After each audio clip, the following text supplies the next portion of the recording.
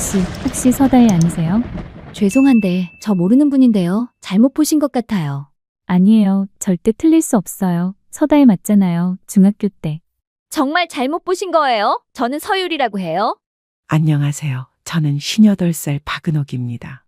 평생을 살아온 58년의 세월 중에서 오늘만큼 가슴이 두근거린 날은 없었습니다. 30년 넘게 운영해온 은옥 분식의 유리창을 몇 번째 닦고 있는지도 모르겠어요. 손바닥에 땀이 날 정도로 긴장이 되더라고요. 오늘 처음으로 우리 도윤이가 결혼을 생각하고 있다는 여자친구를 데려온다고 했거든요. 엄마, 이번엔 진짜야. 결혼 생각하고 사귀는 사람이니까 너무 부담 주지 마. 어제 전화로 들은 도윤이의 목소리에는 설렘이 가득했습니다. 32살이 되도록 제대로 된 여자친구 하나 없어서 속 태웠던 우리 아들이 드디어 결혼할 사람을 만났다니까요. 분식집 앞 테이블을 한 번 더 깨끗하게 닦으면서 마음속으로 중얼거렸어요. 어떤 아가씨일까? 우리 도윤이를 좋아해주는 고마운 사람이겠지. 거울을 보며 머리도 다시 한 번 정리하고 앞치마도 깨끗한 걸로 갈아입었습니다. 첫인상이 중요하잖아요. 평소보다 30분 일찍 온 도윤이의 얼굴에는 상기된 기색이 역력했어요. 엄마, 곧 올 거야. 너무 긴장하지 마. 긴장은 무슨? 아이고, 그런데 뭘 좋아하는지도 모르고 어떡하지? 엄마, 진짜 걱정 마. 유리는 정말 착하고 예의 바른 사람이야. 엄마가 분명 좋아하실 거야. 유리라는 이름만 들어도 왠지 모르게 설렜습니다. 그런데 그때 분식집 문을 열고 들어온 여자를 보는 순간 깜짝 놀랐어요. 키도 훌쩍하고 얼굴도 예쁘고 옷차림새도 너무 단정했습니다. 검은색 블라우스에 베이지색 치마, 작은 핸드백까지 품격이 느껴지더라고요. 우리 도윤이가 이런 예쁜 아가씨랑 순간 가슴이 뿌듯해졌습니다. 안녕하세요. 어머님, 처음 뵙겠습니다. 서율이라고 합니다. 90도로 깊게 인사하는 모습에 마음이 훈훈해졌어요. 목소리도 또렷하고 예의 바르더군요. 어머, 이렇게 예쁜 아가씨가? 자, 어서 앉아. 뭘 먹을래? 어머님이 맛있다고 생각하시는 걸로 부탁드려요. 도윤 오빠가 어머님 떡볶이가 세상에서 제일 맛있다고 하던데요. 말하는 것도 참 곱고 예의 바르더라고요. 떡볶이와 튀김, 김밥까지 한 상 차려주면서 마음이 벌써 흐뭇했습니다. 분식집 안에는 따뜻한 기름 냄새와 달콤한 떡볶이 냄새가 가득했어요. 유리는 젓가락질도 단정하게 하면서 음식을 맛있게 먹었습니다. 식사를 하면서 유리의 이야기를 들어보니 더욱 놀라웠어요. 저 방송 일한 적 있어요. 그것도 잠깐이었지만요. 엄마, 유리가 예전에 TV에도 나왔었대. 정말 대단하지. 방송에도 나올 정도로 예쁘고 똑똑한 아가씨가 우리 평범한 도윤이를 좋아해 준다니까요. 감사한 마음이 절로 들었습니다. 그때 평소 단골이던 김 할머니께서 분식집에 들어오셨어요. 80이 넘으신 분인데도 정정하시고 동네 소식은 뭐든지 다 아시는 분이시죠. 어머, 은호가 손님이 있구나. 어머나, 아가씨 얼굴이 어디서 본 것 같은데. 할머니는 유리를 자세히 보시더니 고개를 갸웃하셨어요. 혹시 방송에 나온 적 있지 않아요? 정말 어디서 본 얼굴 같아요. 할머니의 말에 유리가 살짝 당황하는 것 같았어요. 젓가락을 쥔 손이 미세하게 떨리는 게 보였거든요. 아, 네. 잠깐 나온 적 있어요. 기억해 주시다니 감사해요. 그런데 뭔가 이상했습니다. 유리가 웃고는 있는데 눈은 전혀 웃지 않더라고요. 입꼬리는 올라가 있는데 눈동자에는 차가운 기색이 스쳤어요. 할머니가 김밥 포장을 하러 주방으로 향하실 때 유리가 작은 목소리로 중얼거렸습니다. 나이 드신 분들은 기억력이 참 좋으시네요. 그 말을 들은 순간 등골이 서늘해졌어요. 분명 웃으면서 한 말인데 왜 이렇게 소름이 돋는 걸까요? 하지만 도윤이가 너무 행복해하는 모습을 보니 그냥 제가 너무 예민하게 받아들인 건 아닐까 싶었어요. 저녁 시간이 되어 손님들이 하나둘 들어오기 시작했습니다. 분식집 안은 부글부글 끓는 떡볶이 소리와 튀김기름 지글거리는 소리로 활기가 넘쳤어요. 그중에 혼자 늦은 저녁을 먹으러 온 젊은 여자 직원이 있었어요. 근처 회사에서 일하는 분 같았는데 회사 유니폼을 입고 있더라고요. 그런데 이 여자분이 유리를 보더니 갑자기 얼굴이 하얗게 질렸어요. 손에 들고 있던 가방이 바닥에 떨어질 뻔했습니다. 그리고는 떨리는 목소리로 말했어요. 혹시 서다혜 아니세요? 그 순간 분식집 안의 공기가 얼어붙었습니다. 유리의 얼굴에서 혈색이 사라졌고 손에 들고 있던 젓가락이 덜덜 떨리고 있었어요. 입술도 파르르 떨리더군요. 죄송한데 저 모르는 분인데요. 잘못 보신 것 같아요. 유리가 부인했지만 그 여직원의 표정은 확신에 차 있었어요. 눈에는 눈물까지 고여 있더라고요. 아니에요. 절대 틀릴 수 없어요. 서다혜 맞잖아요. 중학교 때. 여직원의 말이 끝나기도 전에 유리가 벌떡 일어났습니다. 의자가 뒤로 밀려나며 큰 소리가 났어요.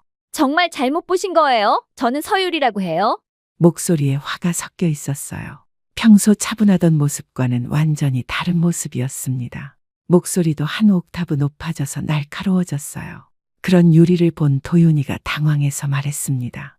유리야, 괜찮아. 그냥 비슷하게 생긴 사람이 있나 보다. 여직원은 계속 유리를 빤히 쳐다보다가 결국 자리에서 일어났어요. 떡볶이도 다 먹지 못한 채로 말이에요. 그리고 떠나면서 작은 목소리로 중얼거렸습니다. 미나야, 정말 미안해. 그 말을 들은 순간 유리의 얼굴이 더욱 굳어졌어요. 턱 근육이 경직되는 게 보였습니다. 분식집에는 어색한 침묵만 흘렀어요. 다른 손님들도 무슨 일인지 궁금하다는 표정으로 힐끔힐끔 쳐다보고 있었습니다. 도윤이는 여전히 상황을 이해하지 못하는 표정이었고 저는 뭔가 크게 잘못된 일이 벌어지고 있다는 느낌을 지울 수 없었어요. 가슴이 두근두근 뛰면서 불안감이 몰려왔습니다. 그날 밤 유리와 도윤이가 떠난 후에도 그 여직원의 떨리는 목소리가 귓가에서 떠나지 않았어요. 서다혜, 미나야 정말 미안해. 침대에 누워서도 계속 그 장면이 머릿속을 맴돌았습니다. 대체 무슨 일이 있었던 걸까요? 그리고 우리 도윤이가 사귀고 있는 이 여자는 정말 믿을 만한 사람일까요? 뒤척뒤척하며 잠 못 이루는 밤이었습니다. 그 일이 있고 난 다음 날 아침부터 진짜 마음이 편치 않았어요. 밤새 뒤척이다가 새벽 5시에 벌떡 일어나서 분식집 준비를 시작했는데도 어제 그 일이 자꾸만 생각나더라고요. 서다혜, 그 이름이랑 여직원의 떨리는 목소리가 귓가에서 맴돌았어요. 평소 같으면 아침 일찍 동네 아줌마들이 와서 이런저런 얘기하고 가는데 오늘은 그런 것도 귀찮더라고요. 그런데 오전 10시쯤 도윤이가 갑자기 분식집에 나타났습니다. 평소에는 회사 일로 바빠서 평일 낮에 얼굴 보기 힘든데 말이에요. 엄마, 어제 일로 기분 나빠하시는 거 아니지? 도윤이의 얼굴에는 걱정이 가득했어요. 우리 아들은 어릴 때부터 눈치가 빨랐거든요. 무슨 소리야? 나야 괜찮지? 괜찮다고는 했지만 사실 속으로는 온갖 생각이 다 들었어요. 유리가 어제 집에 가면서 많이 속상해했어. 완전 다른 사람으로 오해받아서. 도윤이는 여전히 유리를 믿고 있었어요. 아들의 순진한 모습을 보니 한편으로는 안쓰럽기도 했습니다. 그래, 유리가 많이 속상했겠네. 겉으로는 그렇게 말했지만 속으로는 다른 생각이 들었어요. 정말 억울하다면 왜 그렇게 당황했을까요? 왜 얼굴이 그렇게 하얗게 질렸을까요? 엄마도 알잖아. 유리는 정말 착한 사람이야. 어제 그 사람이 잘못 본 거야. 도윤이는 계속 유리를 두둔했어요. 하지만 저는 어제 봤던 유리의 표정이 자꾸 떠올랐습니다. 그 차가운 눈빛과 떨리는 손, 그리고 급작스럽게 변한 목소리 톤까지. 도윤이가 회사에 가고 난 후 혼자 분식집에 앉아 있으니 더 이상한 기분이 들었어요. 그때 단골 손님인 정씨 아주머니가 들어오셨습니다. 은호가 어제 저녁에 무슨 일 있었다며 우리 딸이 여기서 밥 먹다가 봤다는데. 동네는 참 좁다고 했잖아요. 벌써 소문이 나기 시작했나 봅니다. 그냥 사람을 잘못 본 일이 있었어요. 그런데 그 예쁜 아가씨 진짜 방송 나온 사람 맞아? 우리 김 할머니가 그러던데. 아주머니의 말에 가슴이 또 두근거렸어요. 사실 저도 궁금했거든요. 글쎄요, 그렇다고는 하던데. 요즘 젊은 애들 방송 나왔다고 하면서 거짓말하는 경우도 많다잖아. 조심해야 해. 아주머니의 말이 가슴에 콕 박혔어요. 설마 유리가 거짓말을 했을까요? 점심시간이 되어 손님들이 몰려들기 시작했습니다. 바쁘게 일하면서도 계속 어제 일이 머릿속을 떠나지 않았어요. 그런데 오후 3시쯤 정말 뜻밖의 사람이 분식집에 들어왔습니다. 바로 어제 유리를 서다혜라고 불렀던 그 여직원이었어요. 얼굴이 많이 상기되어 있었고 눈도 조금 부어 있었습니다. 밤새 울었나 봅니다. 사장님, 어제는 정말 죄송했어요. 여직원이 고개를 푹 숙이며 말했어요. 목소리가 떨리고 있었습니다. 괜찮아요. 앉으세요. 뭐라도 드시고 가세요. 이 여직원이 왜 다시 왔을까요? 뭔가 할 말이 있는 것 같았어요. 사장님, 혹시 그분이 정말 중요한 사람이세요?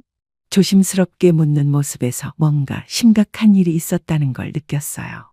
우리 아들 여자친구예요. 왜요? 여직원의 얼굴이 더 어두워졌습니다. 그럼 결혼을 생각하고 계신 거예요?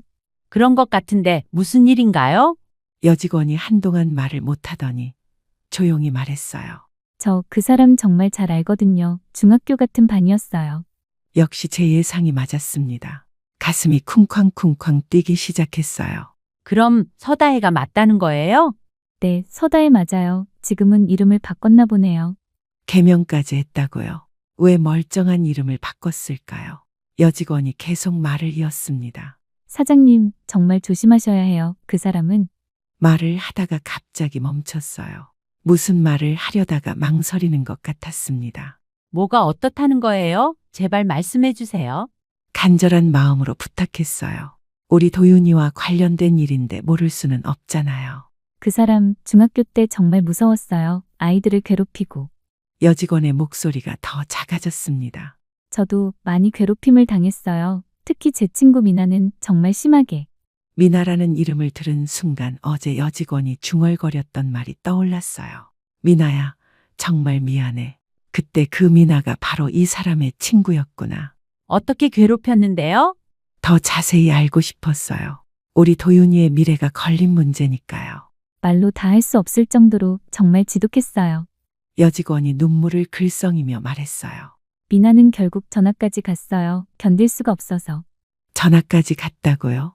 그 정도로 심했다는 얘기잖아요. 속이 뒤틀리는 기분이었습니다. 사장님, 정말 아드님을 위해서라도 다시 생각해 보세요.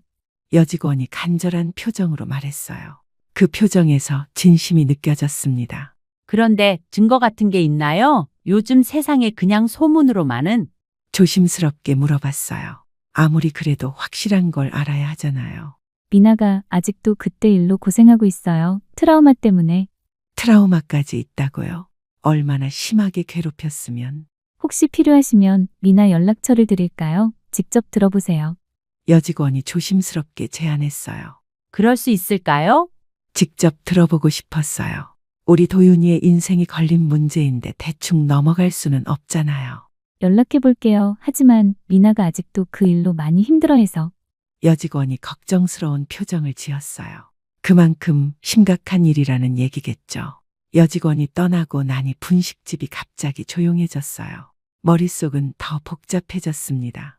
정말 유리가 그런 사람일까요? 그렇게 예의 바르고 차분해 보였는데. 하지만 어제 봤던 유리의 변한 모습이 자꾸 떠올랐어요. 그 차가운 눈빛과 날카로워진 목소리. 그리고 나이 드신 분들은 기억력이 참 좋으시네요라고 중얼거렸던 그 말. 지금 생각해보니 정말 소름 끼치는 말이었어요. 저녁 시간이 되어 도윤이가 분식집에 들렸습니다. 엄마, 오늘 기분 좀 어때? 도윤이는 여전히 저를 걱정하고 있었어요. 착한 우리 아들. 이런 아들이 잘못된 사람을 만나서 인생을 망칠 수는 없죠. 도윤아, 유리에 대해서 얼마나 알고 있니? 뭘 알고 있다는 게 엄마 또 왜 그래? 도윤이가 의아한 표정을 지었어요. 그냥 과거 일이라든가 가족 얘기라든가. 엄마, 설마 어제 일 때문에 이상한 생각하는 거야? 유리는 정말 착한 사람이라니까. 도윤이는 여전히 유리를 완전히 믿고 있었어요. 사랑에 빠진 사람은 정말 눈이 멀어지나 봅니다. 그날 밤 침대에 누워서도 잠이 오지 않았어요. 과연 그 미나라는 사람을 만나봐야 할까요? 아니면 그냥 제 착각이라고 생각하고 넘어가야 할까요? 하지만 마음 한편으로는 확신이 들었어요. 뭔가 큰 문제가 있다는 확신이. 그리고 우리 도윤이를 지켜야 한다는 사명감도 생겼습니다. 어떤 일이 있어도 진실을 알아내야겠어요. 그런데 이틀이 지나니까 유리가 혼자 분식집에 나타났어요. 평소보다 훨씬 뭐랄까 화려하게 차려입고 왔더라고요. 명품 가방에 하이힐까지 신고 있는 걸 보니까 뭔가 작정하고 온 것 같은 느낌이었어요. 어머님, 안녕하세요. 갑자기 찾아와서 죄송해요. 평소처럼 공손하게 인사했지만 뭔가 좀 어색한데 미소는 짓고 있는데 눈빛이 차갑더라고요. 어서 와. 도윤이는 안 왔네? 오빠는 회사에 있어요. 오늘은 어머님하고만 이야기하고 싶어서 왔어요. 저하고만 이야기하고 싶다고요. 갑자기 긴장이 되기 시작했어요. 유리는 큰 쇼핑백을 테이블 위에 올려놓았습니다. 어머님께 드리고 싶은 게 있어서요. 쇼핑백 안에는 고급스러워 보이는 상자들이 들어있었어요. 브랜드 로고가 선명하게 찍혀 있더라고요. 인삼 진액이랑 홍삼정이에요. 어머님 건강 챙겨드리고 싶어서. 값이 만만치 않아 보였어요. 그런데 왜 이렇게 비싼 걸 갑자기? 어머, 이런 거 안 사와도 되는데? 아니에요. 어머님은 제가 꿈꾸던 가족이세요. 유리의 목소리에 감정이 실려 있었어요. 하지만 뭔가 과장된 것 같은 느낌도 들었습니다. 저희 친정 부모님은 일찍 돌아가셨거든요. 그래서 어머님을 만났을 때 정말 기뻤어요. 부모님이 일찍 돌아가셨다고요. 처음 듣는 얘기였어요. 도윤이한테서는 그런 얘기 들은 적이 없는데. 그랬구나. 그럼 혼자 많이 힘들었겠네? 네, 정말 외롭고 힘들었어요. 그런데 오빠를 만나고 어머님을 만나면서 진짜 가족을 얻은 기분이에요. 말은 그럴듯하게 하는데 왜 이렇게 어색하게 느껴질까요? 뭔가 연기하는 것 같은 느낌이 들었어요. 유리가 갑자기 제 손을 잡았습니다. 어머님, 저 정말 오빠 많이 사랑해요. 그리고 어머님도 진짜 친어머니처럼 모시고 싶어요. 손이 차갑더라고요.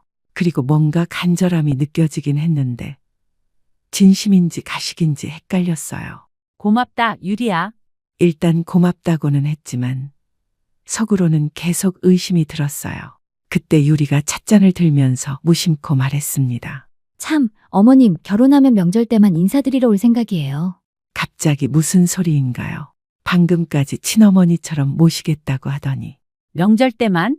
네, 요즘 젊은 부부들은 다들 그렇게 해요. 너무 자주 오면 부담스러우실 것 같아서.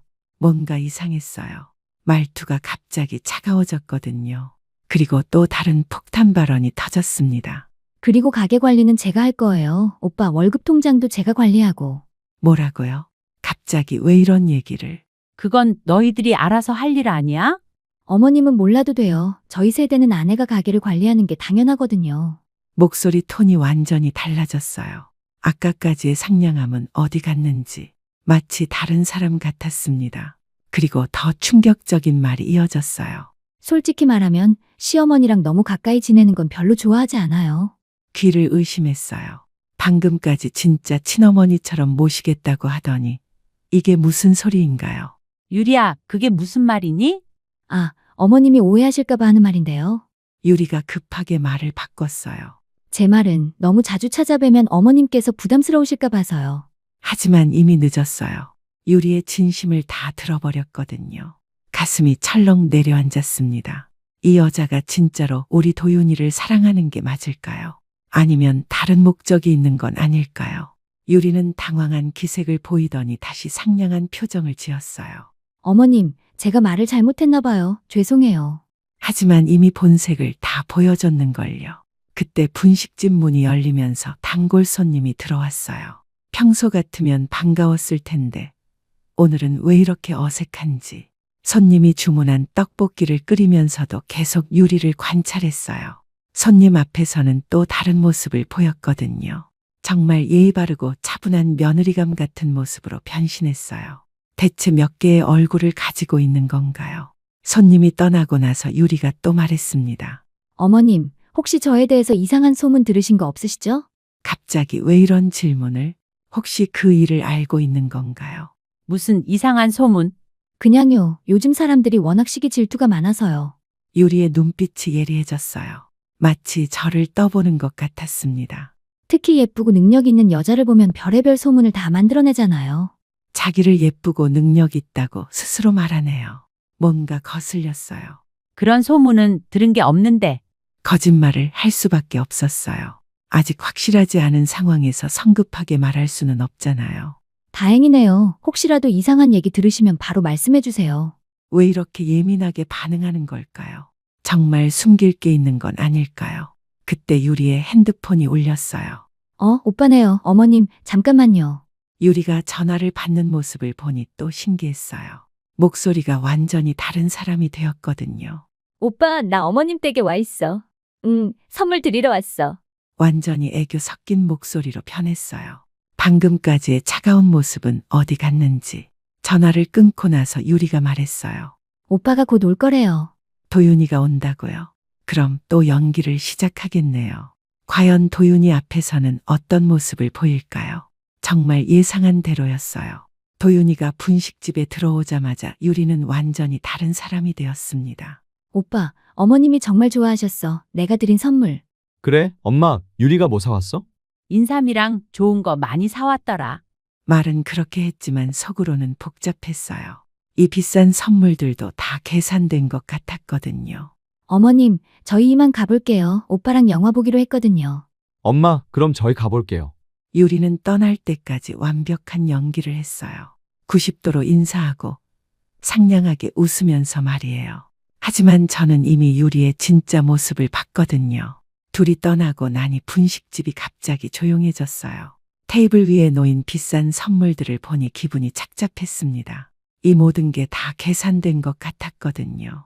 우리 도윤이의 마음을 사기 위한, 그리고 저를 속이기 위한.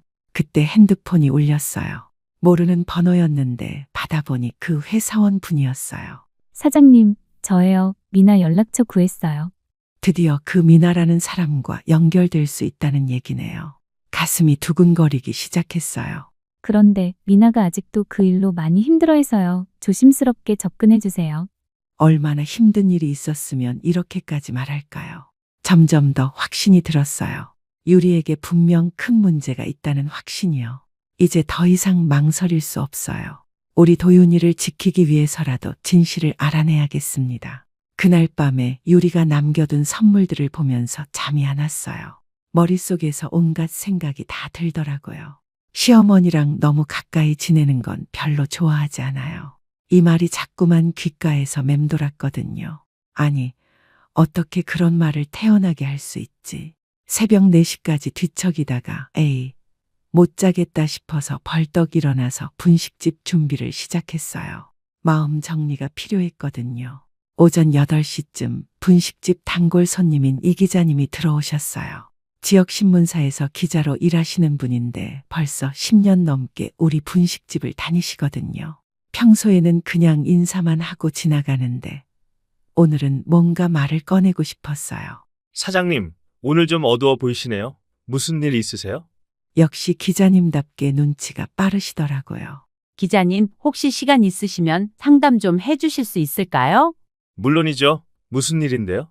이 기자님은 커피를 한 모금 마시고는 진지한 표정을 지으셨어요. 평소에 동네 소식이나 사건 사고를 많이 다루시는 분이니까 이런 일에 대해서도 조언을 해주실 수 있을 것 같았거든요. 사실 우리 아들 여자친구 일인데요.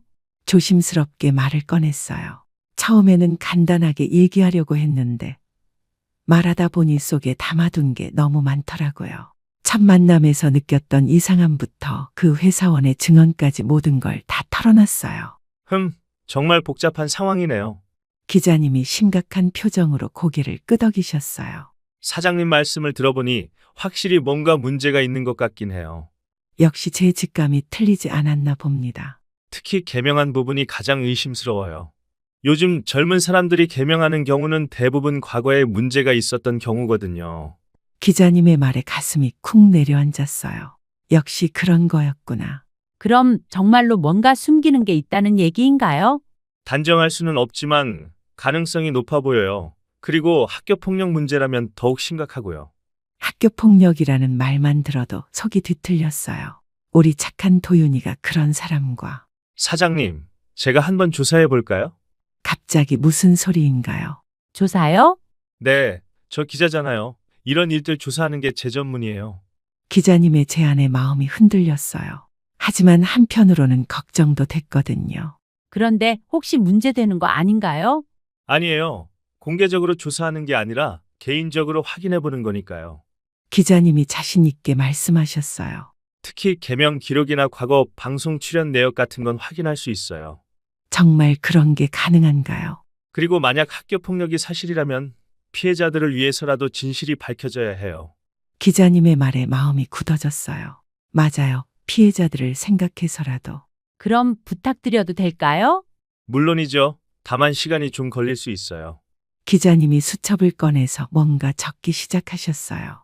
일단 본명이 서다혜라고 하셨죠. 현재 이름은 서율이고 네, 맞아요. 나이는 28세, 방송 출연 경력이 있다고 했고 기자님이 꼼꼼히 정리하시는 모습을 보니 든든했어요. 혹시 다른 특징이나 정보가 더 있나요? 그 회사원분이 갓 음반이었다고 했거든요. 알겠어요. 그럼 이 그 중학교부터 알아봐야겠네요. 기자님이 정말 체계적으로 접근하시는구나 싶었어요. 역시 전문가는 다르네요. 사장님, 그런데 혹시 아드님한테는 말씀하셨어요? 아니요, 아직 확실하지 않으니까요. 잘하셨어요. 섣불리 말했다가 괜한 오해만 생길 수 있거든요. 다행히 제가 조심스럽게 행동한 게 맞았나 보네요. 일단 제가 며칠 조사해보고 연락드릴게요.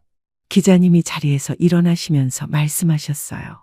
그리고 사장님, 너무 스트레스 받지 마세요. 진실은 언젠가 드러나게 되어 있어요. 기자님의 말에 조금이나마 위안이 됐어요. 이제 혼자 끙끙 앓지 않아도 되겠네요. 기자님이 떠나고 나니 마음이 한결 가벼워졌어요. 누군가에게 속마음을 털어놓으니까 그동안 쌓였던 답답함이 좀 해소된 것 같았습니다.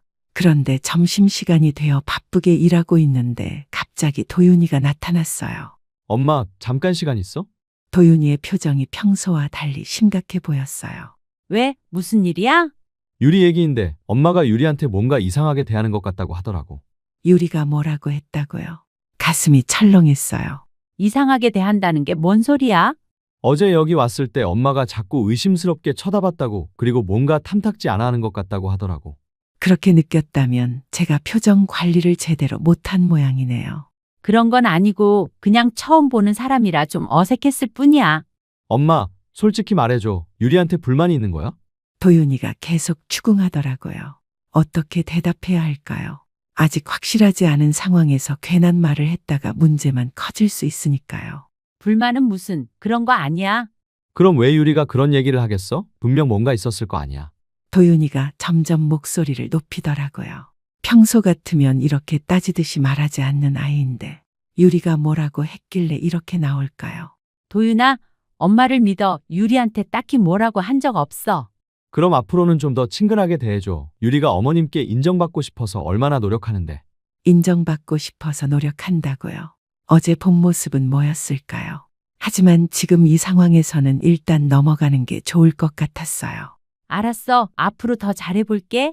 엄마, 유리는 정말 좋은 사람이야. 나만 믿고 따라와 준 거라고. 도윤이의 말에 가슴이 아팠어요. 우리 착한 아들이 완전히 속고 있다는 생각이 들었거든요. 도윤이가 떠나고 나서 혼자 생각에 잠겼어요. 유리가 벌써 도윤이한테 저를 이상하게 말했다는 것부터가 수상해요. 정말 착하고 순수한 사람이라면 그런 식으로 이간질을 할까요?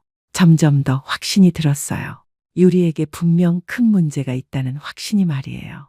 그날 저녁 기자님한테서 전화가 왔어요. 사장님, 저예요. 벌써 몇 가지 확인된 게 있어요. 벌써요? 정말 빠르시네요. 뭘 알아내셨어요? 일단 개명 기록은 확실해요. 3년 전에 서다혜에서 서유리로 바꿨더라고요. 역시 개명이 사실이었구나. 그리고 방송 출연 기록도 있긴 한데 생각보다 별거 아니더라고요. 어떤 의미인지 궁금했어요. 한두 번 단역으로 나온 정도예요. 그것도 대사도 없는. 그럼 방송인 출신이라고 한 것도 과장이었다는 얘기네요. 그리고 가장 중요한 건 학교 쪽 얘기인데요. 드디어 핵심이 나왔나 보네요. 가슴이 두근거리기 시작했어요. 그 중학교에 다닌 게 맞더라고요. 그런데 그런데 뭐가 있다는 거예요? 당시 꽤 문제가 많았던 것 같아요. 자세한 건 더 조사해봐야겠지만 역시 제 예상이 맞았어요. 유리에게 정말 숨겨진 과거가 있었던 거예요. 사장님, 조금만 더 기다려주세요. 확실한 증거를 찾아볼게요. 기자님의 말에 고개를 끄덕였어요. 이제 진실이 드러나는 건 시간 문제인 것 같았습니다. 그날 밤 잠자리에 들면서 다짐했어요. 어떤 일이 있어도 우리 도윤이를 지켜내겠다고. 진실이 무엇이든 받아들일 준비가 되어 있다고 말이에요. 기자님이 조사를 시작한 지 2주가 지났을 때였어요. 그동안 평소처럼 분식집 일하면서도 진짜 마음이 무겁더라고요. 도윤이는 여전히 유리랑 행복해 보이고 유리도 제 앞에서는 완벽한 연기를 계속하고 있었거든요. 손에는 두꺼운 파일을 들고 계시더라고요. 사장님, 조사 결과 나왔어요. 기자님의 목소리가 평소보다 무겁더라고요. 뭔가 심각한 일이 밝혀진 것 같았어요. 어떻게 나왔어요? 일단 앉으세요. 충격적인 내용이 많아서. 기자님이 파일을 테이블 위에 올려놓으셨어요. 가슴이 두근두근 뛰기 시작했습니다. 서유리, 본명 서다해 3년 전 개명한 게 확실해요. 역시 개명이 사실이었구나. 그런데 개명 사유가 사회적 물의를 일으켜서더라고요. 사회적 물이라고요? 대체 뭘 했길래? 사회적 물이라니 무슨 일이었어요? 중학교 3학년 때 학교폭력 가해자로 알려졌는데 당시 꽤 심각한 수준이었어요. 역시 학교폭력이 사실이었구나. 속이 뒤틀리는 기분이었어요. 피해자가 한두 명이 아니었어요. 그 중에 한 명은 자해까지 시도했다고 하더라고요. 자해까지요. 얼마나 심하게 괴롭혔으면 상상만 해도 끔찍했어요. 그럼 처벌은 받았나요? 그게 문제예요. 당시에는 미성년자라서 제대로 된 처벌이 없었어요. 그럼 그냥 넘어간 거예요. 그런 심각한 일을 저지르고도. 하지만 학교에서는 은근히 소문이 다 났죠. 그래서 고등학교 진학할 때도 문제가 있었고. 기자님이 파일에서 사진 한 장을 꺼내셨어요. 이게 당시 졸업앨범 사진이에요. 사진 속의 서다혜는 지금의 유리와 똑같았어요. 다만 표정이 지금보다 훨씬 차갑고 오만해 보였습니다. 그리고 이건 당시 피해자들 명단이에요. 기자님이 또 다른 종이를 보여주셨어요. 거기에는 여러 이름이 적혀 있었는데 그중에 정민아라는 이름이 눈에 들어왔어요. 이 정민아가 그때 그 회사원분이 말한 그 친구인가요? 맞아요. 정민아가 가장 심하게 피해를 당했던 학생이에요. 그럼 그 회사원분이 말한 게 다 사실이었구나. 정민아는 당시 화장실 감금, 폭행, 지속적인 언어폭력에 시달렸어요. 화장실 감금이라고요? 상상만 해도 끔찍했어요. 그리고 다른 아이들도 강제로 가담하게 만들었다고 하더라고요. 정말 악질적이네요. 어떻게 그런 일을 할 수 있을까요? 그럼 그 아이들은 지금 어떻게 지내고 있나요? 대부분 전학을 갔어요. 견딜 수가 없어서. 가해자는 멀쩡히 지내고 피해자들이 도망가야 했다니. 정말 말이 안 되는 일이에요. 그리고 더 충격적인 건 방송 출연 부분이에요. 방송 출연에도 뭔가 문제가 있었다는 건가요? 거짓말이에요. 한두 번 단역으로 나온 게 전부인데 신의 방송인이라고 허위 경력을 만든 거죠. 역시 그것도 거짓말이었구나. 대체 진실인 게 뭐가 있을까요? 개명 후에는 그 허위 경력으로 여기저기 취업 시도를 했는데 다 실패했어요. 그럼 지금은 뭘 하고 있는 건가요? 현재는 특별한 직업이 없는 것 같아요. 아마 결혼을 통해 안정적인 생활을 노리는 것 같습니다. 결혼을 통해서라고요? 그럼 우리 도윤이를 정말 사랑해서가 아니라 다른 목적이 있다는 얘기잖아요. 기자님 이런 걸 어떻게 다 알아내셨어요? 제가 이런 일 전문으로 다루거든요. 학교 폭력이나 사회적 문제들 말이에요. 역시 전문가답네요. 그리고 당시 같은 학교에 다녔던 사람들한테서도 증언을 받았어요. 증언까지 받으셨다고요? 모두들 서다해 폭력성에 대해서 똑같이 증언했어요. 그럼 이제 확실하게 증거가 있다는 얘기네요. 더 이상 의심할 여지가 없어요. 그럼 정민아라는 학생은 지금 어떻게 지내고 있나요? 아직 연락은 못 해봤는데 찾아보고 있어요. 정민아를 직접 만나볼 수 있다면 더 자세한 얘기를 들을 수 있겠네요. 사장님, 이제 어떻게 하실 생각이에요? 어떻게 해야 할까요? 이 모든 걸 도윤이한테 말해야 할까요? 하지만 도윤이가 믿을까요? 도윤이한테 말해야 하는데 믿을지 모르겠어요. 당연히 믿기 어려워할 거예요. 사랑에 빠진 사람들은 다 그래요. 맞아요. 지금까지 도윤이가 유리를 얼마나 믿고 있었는데. 하지만 증거가 확실하니까 결국은 받아들일 수밖에 없을 거예요. 기자님 말씀이 맞네요. 증거가 이렇게 명확한데 어떻게 부인하겠어요? 그런데 유리가 이걸 알면 가만히 있지 않을 것 같은데요? 그럴 수도 있죠. 하지만 진실을 숨길 수는 없어요. 맞아요. 아무리 무섭고 힘들어도 진실은 밝혀져야 해요. 그리고 사장님, 이런 사람과 결혼하면 아드님이 평생 고생할 거예요. 기자님의 말에 가슴이 섬뜩했어요. 정말 그럴 수도 있겠구나 싶었거든요. 학교 폭력 가해자들은 대부분 성인이 되어서도 그 성향이 그대로 남아 있어요. 그럼 결혼 후에도 폭력적일 수 있다는 얘기인가요? 상상만 해도 끔찍해요. 기자님, 정민아 연락처 알아내시면 저한테 알려주세요. 물론이죠. 직접 만나서 얘기해 보시는 게 좋을 것 같아요. 직접 들어보고 싶어요. 당시 얼마나 힘들었는지, 지금은 어떻게 지내고 있는지. 기자님이 떠나고 나니 분식집이 갑자기 조용해졌어요. 테이블 위에는 유리의 과거를 담은 충격적인 자료들이 놓여 있었습니다. 이 모든 게 현실이라는 게 믿어지지 않았어요. 그렇게 예의 바르고 교양 있어 보이던 유리가 실제로는 그때 핸드폰이 울렸어요. 도윤이었습니다. 엄마, 내일 저녁에 유리랑 같이 갈게. 결혼 얘기 좀 하려고. 결혼 얘기라고요. 이런 상황에서 도윤아, 결혼은 좀 천천히 생각해도 되는 거 아니야? 왜? 엄마가 또 뭔가 불만 있어? 도윤이의 목소리가 날카로워졌어요. 유리가 뭐라고 했을까요? 그런 게 아니라 그냥 신중하게 생각해 보자는 거지. 엄마, 나 정말 유리랑 결혼하고 싶어. 더 이상 기다릴 수 없어. 도윤이가 이렇게까지 다급하게 결혼을 원할 줄은 몰랐어요. 유리가 뭔가 압박을 가하고 있는 건 아닐까요? 전화를 끊고 나니 더욱 답답했어요. 내일 유리가 왔을 때 어떻게 대해야 할까요? 모르는 척 해야 할까요? 아니면 진실을 말해야 할까요? 하지만 한 가지는 확실해요. 더 이상 우리 도윤이를 그런 사람한테 맡길 수는 없어요. 어떤 일이 있어도 막아야 합니다. 그 다음날 아침에 기자님한테서 연락이 왔어요. 사장님, 정민아 씨 연락 잘 안 했어요. 드디어 직접 만날 수 있게 됐네요. 가슴이 두근거리면서도 한편으로는 긴장도 됐어요. 그런데 어떻게 연락해 볼까요? 제가 먼저 연락해서 상황 설명하고 만날 수 있는지 물어볼게요. 역시 기자님이 중간에서 해주시니까 든든하더라고요. 1시간 후 기자님한테서 다시 전화가 왔어요. 사장님, 정민아 씨가 만나보겠다고 해요. 정말요? 어떤 심정으로 그런 결정을 했을까요? 다만 조건이 있어요. 공개된 장소에서 만나고 싶다고 하네요. 당연하죠. 아직 모르는 사람이니까 조심스러울 수밖에 없어요. 어디서 만나면 될까요? 근처 카페에서 만나기로 했어요. 오후 2시예요. 분식집 문을 잠시 닫고 나갔어요. 카페에 들어가니 구석진 자리에 앉아있는 여자분이 보였어요. 기자님이 먼저 인사하시면서 저를 소개해 주셨습니다. 정민아 씨, 이분이 박은옥 사장님이세요. 정민아 씨를 보는 순간 가슴이 먹먹해졌어요. 29살이라고 했는데 실제로는 훨씬 어려 보였거든요. 그런데 눈빛에는 깊은 상처가 서려 있었어요. 안녕하세요. 정민아예요. 목소리가 너무 작았어요. 마치 누군가에게 들킬까봐 무서워하는 것 같았습니다. 만나주셔서 고마워요, 미나 씨. 미나 씨는 계속 주변을 두리번거리면서 불안해하고 있었어요. 혹시 서다혜가 여기 오는 건 아니죠?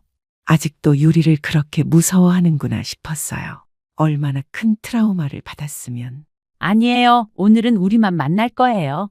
그제서야 미나 씨가 조금 안심하는 것 같았어요. 정민아 씨, 어려운 결정이었을 텐데 용기 내주셔서 감사해요. 사실 아직도 무서워요. 그런데 또 다른 피해자가 생길 수도 있다는 생각에. 또 다른 피해자라는 말에 가슴이 철렁했어요. 설마 결혼 후에 도윤이가 피해자가 될 수도 있다는 얘기인가요? 정민아 씨, 당시에 어떤 일이 있었는지 들려주실 수 있을까요? 조심스럽게 물어봤어요. 너무 상처받은 기억을 떠올리게 해서 미안했지만 알아야 했거든요. 중학교 2학년 때부터 3학년 때까지 계속이었어요. 미나 씨가 떨리는 목소리로 말하기 시작했어요. 처음에는 단순한 괴롭힘인 줄 알았어요. 그런데 점점 심해졌죠. 미나 씨의 손이 컵을 쥐고 떨리고 있었어요. 화장실에 가두고 물을 끼얹고 머리채를 잡고 끌고 다니고. 들으면 들을수록 끔찍했어요. 어떻게 그런 일을 당했을까요? 그런데 가장 힘든 건 다른 아이들도 억지로 가담하게 만든 거였어요. 다른 아이들도 가담하게 만들었다고요? 서다혜가 워낙 무서우니까 다른 아이들도 어쩔 수 없이 따라하게 됐죠. 정말 악랄하네요. 혼자서는 부족해서 다른 아이들까지 끌어들였다니. 선생님들은 모르셨어요? 알고 있었을 거예요. 그런데 서다혜가 워낙 교묘했거든요. 교묘하다는 게 무슨 뜻일까요? 선생님들 앞에서는 완전히 다른 사람이었어요. 정말 착하고 예의 바른 학생처럼. 지금 우리 앞에서 보여주는 모습과 똑같네요. 그때부터 그런 이중적인 모습을 보였구나. 그래서 아무도 믿어주지 않았어요. 오히려 제가 거짓말쟁이 취급받았죠. 얼마나 억울했을까요? 피해자가 오히려 거짓말쟁이 취급을 받다니. 미나 씨, 그래서 전학을 가게 된 거죠?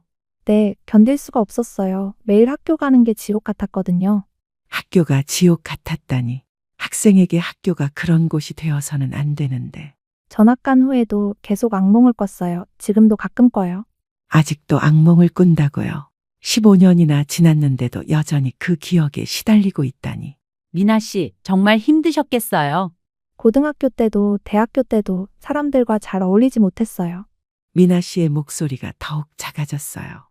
누군가 저를 보고 웃기만 해도 혹시 저를 비웃는 건 아닌가 싶어서 그 정도로 깊은 상처를 받았구나. 평생을 그렇게 불안하게 살아야 한다니. 정민아 씨, 치료는 받아보셨어요? 몇 년 전부터 상담을 받고 있어요. 그래서 이렇게 만날 용기를 낼 수 있었고요. 그래도 치료를 받으면서 조금씩 나아지고 있다니 다행이에요. 상담 선생님이 그러시더라고요. 침묵하는 것보다 용기를 내는 게 낫다고. 정말 용감한 결정이에요. 이렇게 상처받은 기억을 다시 떠올리는 게 얼마나 힘들까요? 정민아 씨, 혹시 서다혜, 아니 유리가 어떤 사람인지 더 알려주실 수 있을까요? 정말 무서운 사람이에요. 미나 씨가 몸을 떨면서 말했어요. 겉으로는 완벽해 보이지만 속으로는 정말 잔인해요. 잔인하다는 표현이 소름 끼쳤어요. 자기보다 약한 사람을 괴롭히면서 쾌감을 느끼는 것 같았어요. 쾌감을 느낀다고요? 정말 정상이 아니네요. 그리고 정말 교묘해요. 절대 증거를 남기지 않아요. 그렇게 계산적이었구나. CCTV가 없는 곳에서만 괴롭히고 증인도 못되게 다른 아이들을 협박했어요. 중학생이 그 정도로 교묘할 수 있나요? 정말 소름 끼치는 얘기예요. 그럼 결혼 후에도 그런 성향이 남아있을까요? 당연히 남아있을 거예요. 그런 사람들은 절대 변하지 않거든요. 미나 씨가 단호하게 말했어요. 오히려 더 교묘해졌을 수도 있어요. 나이가 들면서. 더 교묘해졌다고요? 그럼 지금 우리한테 보여주는 완벽한 연기도 그 결과인 건가요? 사장님, 정말 조심하세요. 그 사람은 자기 목적을 위해서라면 뭐든지 해요. 자기 목적을 위해서라면 뭐든지 한다고요. 그럼 우리 도윤이도 그저 수단일 뿐인 건가요? 미나 씨 말을 들으니까 정말 무서워지네요. 무서워하셔야 해요. 저처럼 당하는 사람이 더 생기면 안 돼요? 미나 씨의 간절한 목소리에 가슴이 아팠어요. 이 사람이 얼마나 용기를 내서 이 자리에 나왔을까요? 정민아 씨, 혹시 다른 피해자들과도 연락하고 계세요? 몇 명과는 연락해요. 모두들 아직도 힘들어하고 있어요. 모두가 아직도 힘들어하고 있다니. 유리가 얼마나 많은 사람들의 인생을 망가뜨린 걸까요? 그 중에 한 명은 아직도 정신과 치료를 받고 있어요. 정신과 치료까지. 정말 심각한 수준이네요. 정민아 씨, 이런 얘기해 주셔서 정말 고마워요. 아니에요. 오히려 제가 고마워요. 미나 씨가 눈물을 글썽이면서 말했어요. 그동안 아무도 제 얘기를 믿어주지 않았거든요. 아무도 믿어주지 않았다니. 얼마나 외로웠을까요? 사장님이 믿어주시고 기자님도 진지하게 들어주셔서 정말 고마워요. 미나 씨의 눈물을 보니 가슴이 뭉클했어요. 이렇게 힘든 기억을 꺼내서 말해주다니. 정민아 씨, 혹시 필요하면 언제든지 연락해 주세요. 네, 그리고 사장님, 아드님을 꼭 지켜주세요. 미나 씨의 간절한 부탁에 마음이 무거워졌어요. 서다혜한테 당하면 평생 고생해요. 정말로. 평생 고생한다는 말이 가슴에 와 닿았어요. 절대 우리 도윤이를 그런 사람한테 맡길 수는 없어요. 카페를 나오면서 기자님이 말씀하셨어요. 사장님, 이제 확신이 서시죠? 네, 더 이상 의심할 여지가 없네요. 정민아 씨 용기가 정말 대단해요. 이렇게 나서기 쉽지 않았을 텐데. 정말 그래요. 자기 상처를 드러내면서까지 다른 사람을 도우려고 하다니. 기자님, 이제 어떻게 해야 할까요? 일단 아드님한테 모든 걸 말씀하셔야 해요. 도윤이한테 말해야 한다는 건 알고 있지만 여전히 걱정이에요. 그리고 필요하면 이 모든 내용을 기사로 쓸 수도 있어요. 기사로 쓴다고요. 그래도 될까요? 공익을 위한 일이니까 괜찮아요. 더 많은 피해자가 생기는 걸 막을 수 있거든요. 맞는 말씀이에요. 유리 같은 사람은 더 이상 다른 사람을 속이면 안 되죠. 분식집으로 돌아가는 길에 마음을 굳혔어요. 오늘 저녁 도윤이와 유리가 왔을 때 모든 진실을 말하겠어요. 아무리 힘들고 어려워도 우리 도윤이를 지키는 게 먼저예요. 미나 씨의 간절한 부탁을 잊을 수 없거든요. 아드님을 꼭 지켜주세요. 네, 꼭 지켜낼게요. 어떤 일이 있어도요. 정민아 씨를 만나고 돌아온 그날 저녁에 도윤이랑 유리가 같이 분식집에 나타났어요. 유리는 평소보다 완전 화려하게 차려입고 왔더라고요. 새 드레스에 액세서리까지 완벽하게 맞춰서 말이에요. 뭔가 특별한 날처럼 꾸민 모습이었거든요. 어머님, 안녕하세요. 오늘 완전 좋은 소식이 있어서 왔어요. 좋은 소식이라고요. 설마. 엄마, 우리 결혼하기로 했어. 다음 달에 예식장 예약하려고. 아, 역시 그런 얘기였구나. 가슴이 답답해지더라고요. 이 상황에서 어떻게 말해야 할까요? 그렇게 급하게? 어머님, 저희 더 이상 기다리고 싶지 않아요. 오빠도 그런 마음이고요. 유리가 달콤한 목소리로 말했지만 저는 이제 그 가면 뒤에 진짜 모습을 알고 있어요. 엄마, 축하해 주셔야죠. 왜 표정이 그래요? 도윤이가 이상하다는 표정을 지었어요. 이제 말해야 할 때가 온 것 같아요. 도윤아, 엄마가 할 말이 있다. 조심스럽게 말을 꺼냈어요. 손에 땀이 날 정도로 긴장됐습니다. 무슨 말씀이에요? 유리에 대해서 알아본 게 있어서 그 말이 나오자마자 유리의 표정이 순간적으로 굳어졌어요. 하지만 금세 다시 미소를 지으며 말했습니다. 저에 대해서 뭘 알아보셨다는 거예요? 목소리는 여전히 상냥했지만 눈빛이 차가워졌어요. 유리야, 너 진짜 이름이 서다혜지? 직접적으로 물어봤어요. 더 이상 돌려서 말할 필요가 없으니까요. 그 순간 분식 집안의 공기가 얼어붙었어요. 유리의 얼굴에서 완전히 혈색이 사라졌습니다. 엄마, 갑자기 무슨 소리예요? 어머님, 그게 무슨 말씀이세요? 유리가 당황하면서도 끝까지 부인하려고 하네요. 3년 전에 개명했지? 서다혜에서 서유리로. 구체적인 사실을 말하자 유리의 손이 떨리기 시작했어요. 그건 어떻게? 이제 더 이상 부인할 수 없다는 걸 깨달은 것 같았어요. 유리야, 정말 이름을 바꾼 거야? 도윤이가 믿을 수 없다는 표정으로 유리를 바라봤어요. 오빠, 그건 그냥 개인적인 사정이 있어서. 유리가 변명하려고 하자 저는 더 구체적인 얘기를 꺼냈어요. 중학교 때 학교폭력 가해자였다는 것도 알고 있어. 그 말이 나오자 유리가 벌떡 일어났어요. 누가 그런 말을 했어요? 목소리가 완전히 달라졌어요. 평소의 상냥함은 온데간데 없고 날카롭고 공격적이었습니다. 유리야, 설마 그게 사실이야? 도윤이도 이제 상황의 심각성을 깨닫기 시작한 것 같았어요. 오빠, 그런 건 과거 일이야. 지금의 나와는 아무 상관없어. 드디어 인정했네요. 하지만 여전히 대수롭지 않게 넘어가려고 하고 있어요. 과거 일이라고? 내가 괴롭힌 아이들은 지금도 고생하고 있어? 미나 씨 얘기를 꺼내자 유리의 표정이 더욱 일그러졌어요. 누구한테 들었어요? 정민아한테? 미나 씨 이름을 직접 말하네요. 역시 기억하고 있었구나. 맞아, 미나를 직접 만났어. 그 여자가 뭐라고 했는데요? 유리의 목소리에 분노가 섞여 있었어요. 그 여자라고 부르는 것부터가 이상하네요. 모든 걸 다 들었어. 내가 얼마나 잔인하게 괴롭혔는지. 구체적으로 말하자 유리가 완전히 돌변했어요. 그 여자 말을 믿으세요? 그때도 맨날 거짓말만 하던 애인데? 이제 진짜 모습이 나오기 시작하네요. 피해자를 거짓말쟁이로 몰아가는 모습이 정말 끔찍해요. 유리야, 너 지금 뭐 하는 거야? 도윤이도 이상함을 느끼기 시작했어요. 오빠, 나를 믿어줘야 해. 그런 건 다 과장된 거라고. 유리가 도윤이의 팔을 붙잡으면서 간절하게 말했어요. 하지만 이미 늦었어요. 과장이 아니야. 증거도 다 있고 다른 피해자들 증언도 있어. 그 말을 듣자 유리의 얼굴이 완전히 일그러졌어요. 증거요? 뭔 증거가 있다는 거예요? 유리가 테이블을 치면서 소리를 질렀어요. 이제 완전히 본색을 드러내기 시작했네요. 유리야, 진정해. 진정하라고? 지금 나를 범죄자 취급하는데 어떻게 진정해? 유리가 히스테리를 부리기 시작했어요. 평소에 차분하고 교양 있던 모습은 어디 갔는지. 범죄자 취급하는 게 아니라 사실을 말하는 거야. 사실 15년도 더 된 일을 가지고 지금 나를 공격하는 거예요? 유리가 목소리를 더 높이면서 말했어요. 어머님은 왜 그렇게 저를 싫어하세요? 처음부터 저를 못마땅해 하셨잖아요. 이제 완전히 공격적으로 나오기 시작했네요. 피해자 코스프레까지 하면서 말이에요. 유리야, 그런 식으로 말하면 안 돼. 그럼 오빠는 어디 편이에요? 나 편이에요? 어머님 편이에요? 유리가 도윤이에게 선택을 강요하고 있어요. 정말 교묘하네요. 하지만 이미 진실을 안 도윤이가 흔들릴 리는 없겠죠. 편을 나누는 문제가 아니야. 진실이 뭔지가 중요한 거지. 다행히 도윤이가 정신을 차리고 있네요. 우리 아들이 그래도 판단력이 있구나 싶어서 안심됐어요. 오빠도 나를 의심하는 거예요? 유리의 목소리에 절망감이 섞여 있었어요. 하지만 이건 진짜 절망이 아니라 계획이 틀어진 것에 대한 분노겠죠. 유리야, 이제 그만하자. 더 이상 연기할 필요 없어. 제가 단호하게 말하자 유리가 완전히 폭발했어요. 연기라고요? 지금 저를 거짓말쟁이라고 하는 거예요? 유리가 가방에서 뭔가를 꺼내더니 테이블 위에 던졌어요. 돈다발이었어요.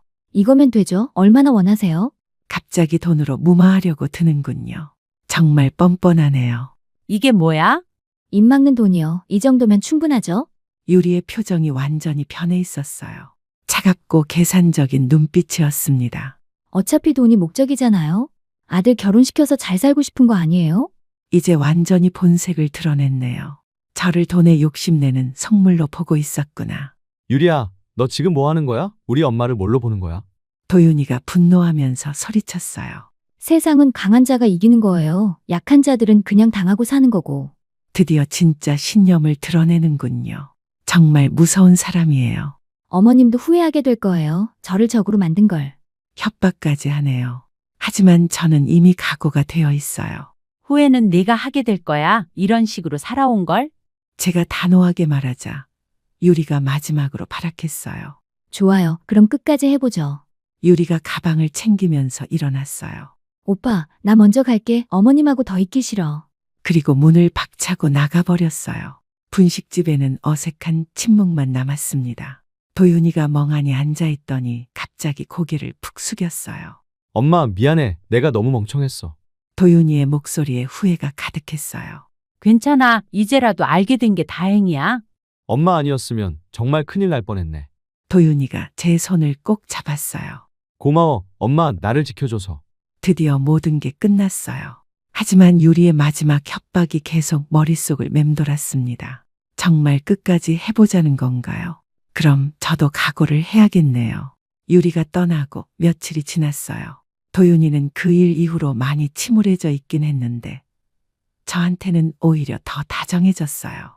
엄마 덕분에 인생 망칠 뻔한 걸 피했다면서 고마워하더라고요. 끝까지 해보자던 그 말이 무슨 의미인지. 사장님, 큰일 났어요. 기자님 얼굴이 완전 상기되어 있더라고요. 뭔가 심각한 일이 벌어진 것 같았어요. 무슨 일이에요? 서유리가 먼저 선수를 쳤어요. 선수를 쳤다고요? 무슨 소리인가요? 인터넷 커뮤니티에 글을 올렸어요. 자기가 피해자라면서. 자기가 피해자라고요? 정말 뻔뻔하네요. 뭐라고 썼는데요? 시어머니가 자기를 괴롭혔다고 과거 일을 들춰내서 아들과 이간질 시켰다고 했어요. 가슴이 철렁 내려앉았어요. 이제 제가 나쁜 사람이 된 거예요. 그런데 그게 문제가 아니에요. 더 심각한 게 있다는 건가요? 댓글이 완전히 유리 편이에요. 다들 사장님을 악질 시어머니라고 하고 있어요. 정말 그럴 수가. 진실을 말한 게 잘못된 일이 되어버렸네요. 그럼 어떻게 해야 해요? 이대로 놔두면 안 돼요. 진실을 밝혀야 해요. 기자님이 결연한 표정으로 말씀하셨어요. 제가 기사를 쓸게요. 모든 증거와 함께. 기사를 쓴다고요? 그럼 이 모든 일이 공개되는 건가요? 그래도 괜찮을까요? 괜찮아요. 오히려 이런 일이 더 널리 알려져야 해요. 기자님의 말씀이 맞는 것 같았어요. 유리 같은 사람이 계속 다른 사람들을 속이면 안 되니까요. 그리고 미나 씨한테도 연락해 볼게요. 직접 증언해 줄 수 있는지. 미나 씨가 또 그런 힘든 일을 해야 하나 싶어서 미안했어요. 하지만 이제는 선택의 여지가 없었습니다. 그날 저녁 기자님이 다시 연락을 주셨어요. 사장님, 미나 씨가 용기를 내기로 했어요. 미나 씨가 또 용기를 내주신다고요? 정말 고마운 분이에요. 그리고 다른 피해자 2명도 나서기로 했어요. 다른 피해자들도요. 이제 진짜 진실이 밝혀지겠네요. 내일 아침에 기사가 나갈 예정이에요. 드디어 모든 게 밝혀지는군요. 떨리면서도 기대됐어요. 그 다음날 아침 기자님의 기사가 인터넷에 올라왔어요. 제목부터 충격적이었습니다. 가짜 피해자 행세한 학교폭력 가해자의 민낯. 기사에는 유리의 과거부터 현재까지 모든 게 상세하게 나와 있었어요. 개명 기록, 학교폭력 증거, 피해자들의 증언까지 모든 것이요. 특히 미나 씨의 인터뷰가 가장 충격적이었어요. 15년이 지난 지금도 악몽을 꾸고 있습니다. 하지만 더 이상 침묵할 수 없었어요. 미나 씨의 간절한 목소리가 글로도 전해졌습니다. 기사가 나간 후 며칠에 걸쳐 반응이 점점 커졌어요. 처음에는 반반으로 나뉘어 있던 여론이 점차 유리를 비난하는 쪽으로 기울었거든요. 댓글창은 유리를 비난하는 내용으로 가득 찼습니다. 정말 소름 끼친다. 이런 사람이 피해자 코스프레를 하다니. 시어머니께서 정말 잘하셨다. 아들을 구해주신 영웅. 이제야 사람들이 진실을 알게 됐네요. 그날 오후 도윤이가 황급히 분식집으로 달려왔어요. 엄마, 인터넷 봤어요? 도윤이의 얼굴이 상기되어 있었어요. 응, 봤어. 엄마, 정말 고생 많으셨어요. 혼자 이 모든 걸 감당하시면서. 도윤이가 제 손을 꼭 잡으면서 말했어요. 엄마 아니었으면 정말 큰일 날 뻔했네요. 평생 고생할 뻔했어요. 도윤이의 목소리에 감사함이 가득했어요. 우리 아들이 이제야 정말로 깨달았나 봅니다. 괜찮아. 이제 다 끝났으니까. 엄마, 앞으로는 제가 더 잘할게요. 결혼도 신중하게 생각하고. 도윤이가 진심으로 반성하고 있는 것 같았어요. 이번 일을 통해서 많이 성장한 것 같습니다. 며칠 후 정민아 씨가 분식집에 찾아왔어요. 처음 만났을 때보다 훨씬 밝아 보였어요. 사장님, 정말 고마워요. 미나 씨가 눈물을 글썽이면서 말했어요. 15년 만에 처음으로 이렇게 속이 후련해요. 미나 씨의 말에 가슴이 뭉클했어요. 그동안 혼자 끙끙 앓고 있었는데 이제야 세상의 진실을 말할 수 있어서 정말 용감한 분이에요. 이렇게 힘든 일을 이겨내시다니. 정민아 씨가 용기 내주신 덕분이에요. 아니에요. 사장님이 먼저 나서주셨으니까 저도 용기를 낼 수 있었어요. 서로 고마워하는 마음이 따뜻하게 느껴졌어요. 그리고 저 이번에 작은 제과점을 열기로 했어요. 제과점을 연다고요. 정말 좋은 소식이네요. 정말요? 축하해요. 네, 이번 일을 계기로 새로운 시작을 하고 싶어서요. 미나 씨의 얼굴에 희망이 보였어요. 드디어 과거의 상처에서 벗어나는구나 싶었습니다. 사장님도 제과점 오픈하면 꼭 오세요. 물론이죠. 꼭 갈게요. 미나 씨가 떠나고 나니 마음이 따뜻해졌어요. 이 모든 일이 결국 좋은 결과로 이어졌구나 싶었습니다. 그 후 유리는 완전히 자취를 감췄어요. 아마 더 이상 이 동네에 있기 어려워졌겠죠. 기자님 말씀으로는 다른 지역으로 이사했다고 하더라고요. 하지만 이제는 인터넷에 모든 기록이 남아있으니까 어디 가서도 쉽게 다른 사람을 속이지는 못할 거예요. 한 달이 지나고 분식집에는 다시 평화가 찾아왔어요. 동네 사람들은 저를 영웅 취급하면서 더욱 따뜻하게 대해주었습니다. 은옥이가 정말 대단하다. 아들을 지켜낸 훌륭한 어머니. 그런 말들을 들을 때마다 뿌듯했어요. 그런데 가장 기쁜 건 도윤이가 변한 모습이었어요. 이전보다 훨씬 더 신중하고 성숙해졌거든요. 엄마, 이번 일 덕분에 많이 배웠어요. 어느 날 도윤이가 진지하게 말했어요. 사람을 겉모습으로만 판단하면 안 된다는 것, 그리고 엄마 말씀을 잘 들어야 한다는 것. 우리 아들이 정말 많이 성장했구나 싶었어요. 이제 알았으면 됐어. 앞으로 조심하자. 네, 엄마, 그리고 다음에 여자친구 생기면 엄마께 먼저 소개시켜 드릴게요. 도윤이가 웃으면서 말했어요. 이제야 정말 안심이 되네요. 그날 저녁 혼자 분식집을 정리하면서 생각했어요. 이번 일이 정말 힘들었지만 결국은 잘 해결됐네요. 무엇보다 우리 도윤이를 지켜낼 수 있어서 다행이었어요. 그리고 미나 씨 같은 피해자들이 용기를 내도록 도울 수 있어서 보람찼습니다. 진실은 때로는 늦게 와도 반드시 도착한다는 걸 이번에 확실히 깨달았어요. 포기하지 않고 끝까지 진실을 찾으려고 노력한 결과 모든 게 제자리를 찾게 됐죠. 앞으로도 이런 일이 있으면 주저하지 않고 나설 거예요. 우리 가족을 그리고 무고한 사람들을 지키기 위해서 말이에요. 분식집 불을 끄면서 마지막으로 생각했어요. 정의는 늦어도 반드시 이루어진다는 것을, 그리고 진실한 사랑과 가짜 사랑을 구분할 수 있는 지혜의 중요성을. 오늘도 우리 가족은 평안합니다. 진실이 이긴 하루였으니까요. 안녕하세요. 오늘 사연의 주인공은 75세 정복자 씨입니다. 오늘 사연 정말 기가 막힙니다. 도대체 정 씨에게 어떠한 일들이 있었던 걸까요? 오늘 이야기 끝까지 들어주시고 아래 댓글에 시청자 여러분들의 생각도 함께 공유해 주세요.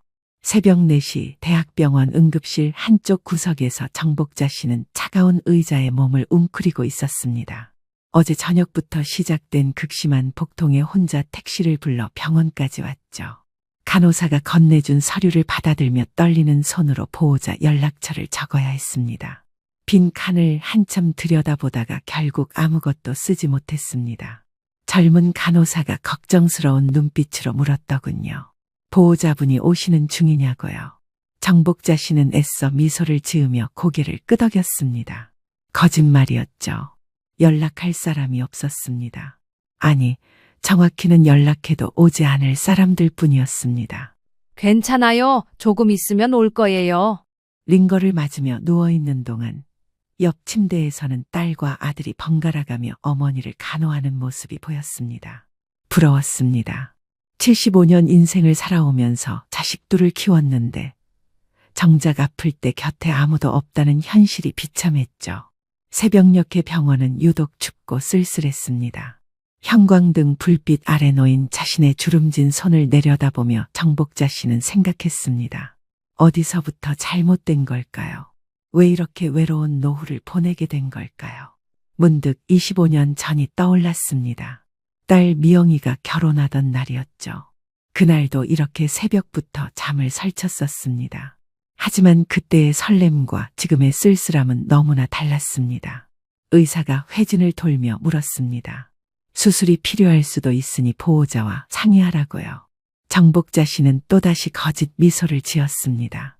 아들에게 전화를 걸어볼까 잠시 망설였지만 이미 여러 번 거절당한 기억이 떠올라 핸드폰을 다시 가방에 넣었습니다. 네, 보호자한테 연락해 볼게요. 거짓말이 입에서 자연스럽게 나왔습니다. 혼자서도 충분히 결정할 수 있다고, 지금까지 그래왔듯이 앞으로도 혼자 해결하면 된다고 스스로를 위로했죠. 하지만 마음 한구석에서는 자꾸만 궁금증이 일었습니다. 그 많은 사랑을 쏟았던 아들은 지금 무엇을 하고 있을까요? 25년 전 그날 서울의 한 예식장은 축하객들로 북적였습니다. 정복자 씨의 딸 미영이가 결혼하는 날이었죠. 50세의 정복자 씨는 한복을 곱게 차려입고 하객들을 맞이하고 있었습니다. 미영이는 30을 막 넘긴 나이에 결혼했습니다. 당시로서는 꽤 늦은 나이였죠. 명문대를 졸업하고 대기업에 취직해서 열심히 일하던 딸이었습니다. 집안의 자랑이었고 친구들 사이에서도 부러움의 대상이었죠. 그런데 축의금 봉투를 준비하며 정복자 씨의 마음은 무거웠습니다. 남편 이상철 씨가 단호하게 선을 그었기 때문이었습니다. 500만 원이면 충분해. 다른 시집 가면 남의 집사람이야. 여보, 그래도 우리 미영이가 그동안 얼마나 고생했는데 좀 더 해주면 안 될까요? 쓸데없는 소리 마. 준호 결혼할 때를 생각해야지. 장남 결혼에는 집도 마련해줘야 하고 훨씬 많은 돈이 들어갈 거야. 정복자 씨는 더 이상 반박하지 못했습니다. 가부장적인 남편의 결정에 늘 따라야 했던 세월이었으니까요. 하지만 마음 한구석은 딸에게 미안했습니다. 피로 현장에서 미영이가 다가와 속삭였습니다. 엄마, 고마워요. 이렇게 축하해 주셔서. 정복자 씨는 딸의 손을 꼭 잡으며 축의금 봉투를 건넸습니다. 봉투가 유독 가벼워 보였죠. 미안하다. 미영아, 엄마가 힘이 없어서. 무슨 말씀이세요? 이것만으로도 충분해요. 저 잘 살게요. 딸은 환하게 웃었지만 그 미소 뒤에 숨겨진 서운함을 정복자 씨는 놓치지 않았습니다. 대기업에서 일하며 집에 생활비를 보태온 딸이었는데 정작 인생의 가장 중요한 날에 제대로 된 지원을 해주지 못하는 현실이 가슴 아팠습니다. 그날 저녁 집으로 돌아온 정복자 씨는 남편이 장롱 깊숙이 숨겨둔 통장을 우연히 발견했습니다. 그 안에는 놀라운 금액이 들어있었죠. 아들 준호의 결혼 자금이라며 따로 모아둔 돈이었습니다. 딸에게는 500만 원, 아들을 위해서는 그 10배가 넘는 돈을 준비해둔 것이었습니다. 정복자 씨는 그날 밤 잠을 이루지 못했습니다. 과연 이것이 맞는 일인가? 같은 자식인데 왜 이렇게 차별해야 하는가? 하지만 그 의문을 입 밖으로 낼 수는 없었습니다. 그것이 그 시대를 살아가는 여자의 숙명이라고 스스로를 위로할 수밖에 없었죠. 미영이의 결혼식이 끝나고 정확히 일주일 후 정복자 씨의 집에는 또 다른 소동이 벌어졌습니다. 막내 아들 준호가 갑작스럽게 찾아온 것이었죠. 27살의 준호는 대학 졸업 후 이렇다 할 직장 없이 이것저것 시도하다가 실패를 거듭하고 있었습니다. 엄마, 아버지 계세요. 중요한 얘기가 있어서 왔어요. 거실에 모인 가족들 앞에서 준호는 야심찬 계획을 꺼내놓았습니다. 친구들과 함께 인터넷 쇼핑몰을 창업하겠다는 것이었죠. 당시는 인터넷 비즈니스가 막 태동하던 시기였습니다. 아버지, 이건 정말 좋은 기회예요. 지금 투자하면 몇 년 안에 큰 돈을 벌 수 있어요. 얼마나 필요한데? 초기 자본금으로 5천만 원 정도요. 사무실 임대하고 물건 사입하고. 정복자 씨는 깜짝 놀랐습니다. 딸에게는 500만 원도 아까워하던 남편이 아들의 말에는 진지하게 귀를 기울이고 있었으니까요. 더 걱정스러운 건 최근 준호가 친구들과 포커를 치며 돈을 잃었다는 소문을 들었기 때문이었죠. 하지만 남편 앞에서는 그 얘기를 꺼낼 수 없었습니다. 여보, 그건 너무 큰 돈이에요. 미영이한테는. 여자랑 남자가 같아. 준호는 집안의 기둥이 될 사람이야. 그날 밤 정복자 씨는 남편과 준호가 늦게까지 사업 계획을 논의하는 소리를 들으며 복잡한 심경이었습니다. 한편으로는 아들의 미래가 기대되기도 했지만 다른 한편으로는 불안감이 엄습했죠. 준호는 아버지 앞에서 자신만만하게 말했습니다. 아버지, 제가 성공하면 우리 집안 완전히 일으켜 세울게요. 누나보다 제가 더 효도할 거예요. 그래, 내 아들 믿는다. 장남이 잘 되어야 집안이 일어서는 법이지. 정복자 씨는 그 대화를 들으며 가슴 한구석이 서늘해졌습니다. 딸은 이미 직장에서 안정적으로 일하며 매달 집에 돈을 보내고 있는데 아직 아무것도 이루지 못한 아들에게 더 큰 기대를 거는 남편의 모습이 이해되지 않았습니다. 다음 날 아침 준호가 출근한 후 정복자 씨는 조심스럽게 남편에게 물었습니다. 정말 그 돈을 다 줄 거예요? 혹시 실패하면 어떡하고요? 실패? 내 아들이 무슨 실패를 해? 당신은 왜 자꾸 부정적으로만 생각하는 거야? 그게 아니라 미영이는 결혼할 때 고작 500만 원 받았는데. 이상철 씨의 얼굴이 순간 굳어졌습니다. 그리고 차가운 목소리로 말했죠. 엄마, 제가 사업 실패하면 어떻게 하실 거예요? 아들의 그 질문은 25년이 지난 지금도 정복자 씨의 귀에 생생하게 남아 있었습니다. 그때 왜 그 불길한 예감을 무시했을까요? 왜 딸의 서운함을 외면하고 아들의 허황된 꿈에만 모든 것을 걸었을까요? 2004년 겨울, 준호가 결혼한 지 2년째 되던 해였습니다.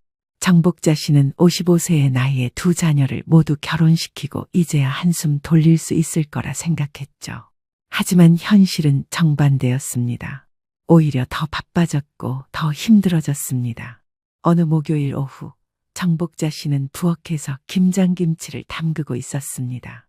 며느리 영숙이 일하러 나간 사이 2살배기 손자를 돌보며 집안일까지 하느라 정신이 없었죠. 그때 전화벨이 울렸습니다. 딸 미영이었습니다. 엄마, 지금 통화 가능하세요? 목소리에 울음기가 섞여 있었습니다. 정복자 씨는 손자가 낮잠 자는 틈을 타 조용히 전화를 받았죠. 무슨 일이야? 또 시어머니가 뭐라고 하셨어? 시어머니가 제가 아이를 안 낳는다고 매일 구박하세요. 남편도 이제는 시어머니 편이에요. 딸의 시댁은 전통적인 집안이었습니다. 결혼 5년 차의 아이가 없자 며느리 탓을 하기 시작했죠. 사실 미영이는 직장 생활과 시댁 눈치 보느라 아이 가질 여유가 없었습니다. 정복자 씨는 딸을 위로하고 싶었지만 마땅한 말이 떠오르지 않았습니다. 자신도 시집살이를 겪어봤기에 딸의 고통을 너무나 잘 알았죠. 하지만 동시에 며느리의 입장도 이해되는 복잡한 심정이었습니다. 조금만 참아. 시간이 지나면 나아질 거야. 엄마도 결국 시어머니 편이시네요. 제가 얼마나 힘든지 아세요? 친정 엄마한테라도 위로받고 싶었는데. 딸의 서운한 목소리에 정복자 씨는 가슴이 아팠습니다. 그런데 곧 미영이가 한숨을 쉬며 말했죠. 그래도 엄마도 힘드시죠? 제가 너무 투정 부렸나요? 죄송해요. 딸은 늘 그랬습니다. 서운해하면서도 결국 부모를 이해하려 했죠. 그런데 바로 그때 현관문이 벌컥 열리며 며느리 영숙이가 들어왔습니다. 퇴근 시간이 되려면 아직 2시간이나 남았는데 말이죠. 어머니, 저 오늘 약속이 있어서요. 애 좀 봐주실 수 있죠? 정복자 씨는 딸과의 통화를 서둘러 끊어야 했습니다. 며느리는 당연하다는 듯이 옷을 갈아입고 다시 나갔습니다. 친구들과 모임이 있다면서요. 하루 종일 손자를 봐주며 집안일을 하는 것도 일인데 너무 자연스럽게 떠맡기고 나간 며느리가 얄밉기까지 했습니다. 혼자 남은 정복자 씨는 우는 손자를 달래며 한숨을 쉬었습니다. 딸은 시댁에서 구박받고 자신은 며느리에게 무시당하고 똑같은 여자인데 왜 이렇게 다른 대접을 받는 걸까요? 그날 저녁 아들 준호가 퇴근하자마자 정복자 씨는 조심스럽게 말을 꺼냈습니다. 준호야, 영숙이가 요즘 너무 자주 나가는 것 같은데. 엄마, 영숙이도 나름대로 스트레스가 많아요. 이해해 주세요. 그래도 애가 있는데 매일 이렇게. 제가 알아서 할게요. 엄마는 그냥 손자나 잘 봐주세요. 아들의 차가운 말투에 정복자 씨는 입을 다물 수밖에 없었습니다. 외딸의 고통은 당연하고 며느리의 일탈은 이해해야 하는 걸까요? 이 모순된 현실 앞에서 정복자 씨는 무력감만 느꼈습니다. 2008년 봄, 정복자 씨가 59세 되던 해였습니다. 딸 미영이가 드디어 첫 아이를 낳았죠. 7년간의 기다림 끝에 얻은 귀한 딸이었습니다. 정복자 씨는 기쁜 마음에 병원으로 달려갔습니다. 그런데 남편 이상철 씨의 반응은 시큰둥했습니다. 병실에 들어서자마자 한 말이 고작 이거였죠. 딸이구나. 그래도 다음에는 아들 낳아야지. 미영이의 얼굴이 순간 어두워졌습니다. 정복자 씨는 서둘러 분위기를 바꾸려 했죠. 예쁘네, 우리 외손녀. 엄마가 산후조리 도와줄게. 정말요? 엄마가 와주시면 정말 든든할 것 같아요. 하지만 집에 돌아오자 이상철 씨가 단호하게 말했습니다. 뭐? 산후조리를 도와준다고? 시어머니가 계시는데 당신이 왜 나서? 미영이가 힘들어해요. 첫 아이라 더 그럴 거고요. 준호네는 어떻게 하고? 영숙이가 또 임신했다는데. 정복자 씨는 깜짝 놀랐습니다. 며느리의 둘째 임신 소식은 처음 듣는 얘기였죠. 아들 부부는 시부모에게 먼저 알리지도 않고 있다가 이럴 때만 꺼내는 것이었습니다. 결국 정복자 씨는 딸의 산후조리를 도와주러 가지 못했습니다. 대신 며느리의 둘째 출산 준비를 해야 했죠. 딸은 친정엄마 없이 혼자서 산후조리원에서 버텨야 했습니다. 그로부터 6개월 후 며느리가 둘째 아들을 낳았습니다. 이번에는 정복자 씨가 한 달 내내 며느리 집에서 살다시피 했죠. 아침 일찍 가서 밤늦게까지 산모 돌보고 큰 손자 돌보고 집안일까지 도맡아 했습니다. 어느 날 미영이가 아이를 데리고 친정에 왔습니다. 외손녀를 보고 싶어하는 외할아버지를 위해서였죠. 그런데 이상철 씨의 태도는 너무나 달랐습니다. 밖에서 울면 시끄러우니까 빨리 데리고 가. 아버지, 그래도 외손녀인데요. 외손주는 남의 집 자식이야. 우리 집대를 이을 건 준호네 아들들이지. 정복자 씨는 딸의 상처받은 표정을 보며 가슴이 찢어지는 것 같았습니다. 똑같은 손주인데 왜 이렇게 차별하는 걸까요? 하지만 그녀는 또다시 침묵할 수밖에 없었습니다. 그날 밤 미영이가 떠난 후 정복자 씨는 남편에게 말했습니다. 여보, 너무한 거 아니에요? 미영이가 얼마나 상처받았겠어요? 쓸데없는 감상에 빠지지 마. 현실을 봐야지. 무슨 현실이요? 우리가 늙으면 누가 돌봐주겠어? 딸이야? 아니야, 아들이지. 그러니까 손자들한테 더 잘해야 하는 거야. 그 말에 정복자 씨는 할 말을 잃었습니다. 과연 그럴까요? 정말 아들이 노후를 책임져 줄까요? 그때는 그 말이 맞을 거라고 믿었습니다. 하지만 지금 생각해보면 그것은 착각이었습니다. 아니, 스스로를 속인 것인지도 모르겠습니다. 2012년 늦가을, 정복자 씨가 63세 되던 해의 일이었습니다. 평소처럼 손자들을 돌보고 저녁 준비를 하던 중이었죠. 갑자기 안방에서 쿵 하는 소리가 들렸습니다. 서둘러 달려가 보니 남편 이상철 씨가 바닥에 쓰러져 있었습니다. 여보, 정신 차려요. 119를 부르는 손이 덜덜 떨렸습니다. 뇌졸중이었죠. 다행히 목숨은 건졌지만 왼쪽 몸을 제대로 쓸 수 없게 되었습니다. 평생 가장 노릇을 하며 권위적으로 살아온 남편이 하루아침에 무력한 환자가 된 것입니다. 병원에서 정복자 씨는 아들과 딸에게 연락했습니다. 준호는 바쁘다며 저녁에야 잠깐 들렀다가 갔고 미영이는 퇴근 후 곧장 달려왔죠. 엄마, 제가 간병인 구해드릴게요. 엄마 혼자서는 힘드실 거예요. 아니야, 내가 할 수 있어. 돈도 아깝고. 그래도 엄마 건강도 생각하셔야죠. 제가 비용 도와드릴게요. 딸의 따뜻한 마음에 정복자 씨는 눈물이 났습니다. 그런데 바로 그때 병실 문이 열리며 며느리가 들어왔습니다. 인상을 찌푸리며 한마디 던졌죠. 병원비가 얼마나 나올지 걱정이네요. 우리도 애들 학원비에 허덕이는데. 정복자 씨는 충격을 받았습니다. 남편이 쓰러진 지 하루도 안 됐는데 돈 걱정부터 하는 며느리라니요. 미영이가 차가운 눈빛으로 올케를 쳐다봤습니다. 새언니, 지금 그런 말씀 하실 때예요? 현실적인 얘기하는 거죠. 아가씨는 돈 많으니까 모르시겠지만. 준호가 황급히 아내를 말렸지만 분위기는 이미 차갑게 식어버렸습니다. 정복자 씨는 두 사람 사이에서 어찌할 바를 몰랐죠. 퇴원 후 집에서 간병하기로 했습니다. 미영이는 매주 주말마다 와서 아버지 간병을 도왔습니다. 반면 며느리는 시아버지가 불편하다며 아이들을 데리고 친정에 가는 날이 많아졌죠. 어느 날 저녁 이상철 씨가 힘겹게 말했습니다. 여보, 준호 불러. 왜요? 무슨 일 있어요? 유언 미리 정리해야 준호한테 다 줘. 정복자 씨는 가슴이 철렁했습니다. 아직 회복할 수 있는데 벌써 유언을 말하다니요. 하지만 더 놀라운 건 그 내용이었습니다. 미영이는요? 미영이한테도 뭔가 남겨줘야 하지 않을까요? 이상철 씨의 대답은 단호했습니다. 불편한 몸이지만 눈빛만은 여전히 완고했죠. 딸은 시집 갔으니 필요 없어. 아빠는 여전히 준호만 찾으시는군요. 바로 그때 누군가의 목소리가 들렸습니다. 미영이었습니다. 아버지 약을 가지러 왔다가 대화를 듣게 된 것이었죠. 정복자 씨는 딸의 상처받은 눈빛을 평생 잊을 수 없었습니다. 2015년 3월 봄비가 부슬부슬 내리던 날이었습니다. 이상철 씨가 세상을 떠난 지 정확히 49제가 되는 날이었죠. 정복자 씨는 66세의 나이에 남편을 먼저 보내고 홀로 남게 되었습니다. 3년간의 투병 생활 끝에 남편은 결국 눈을 감았고 이제는 유산을 정리해야 할 때가 왔습니다. 거실에 모인 가족들 앞에서 정복자 씨는 떨리는 손으로 남편이 남긴 유언장을 꺼냈습니다.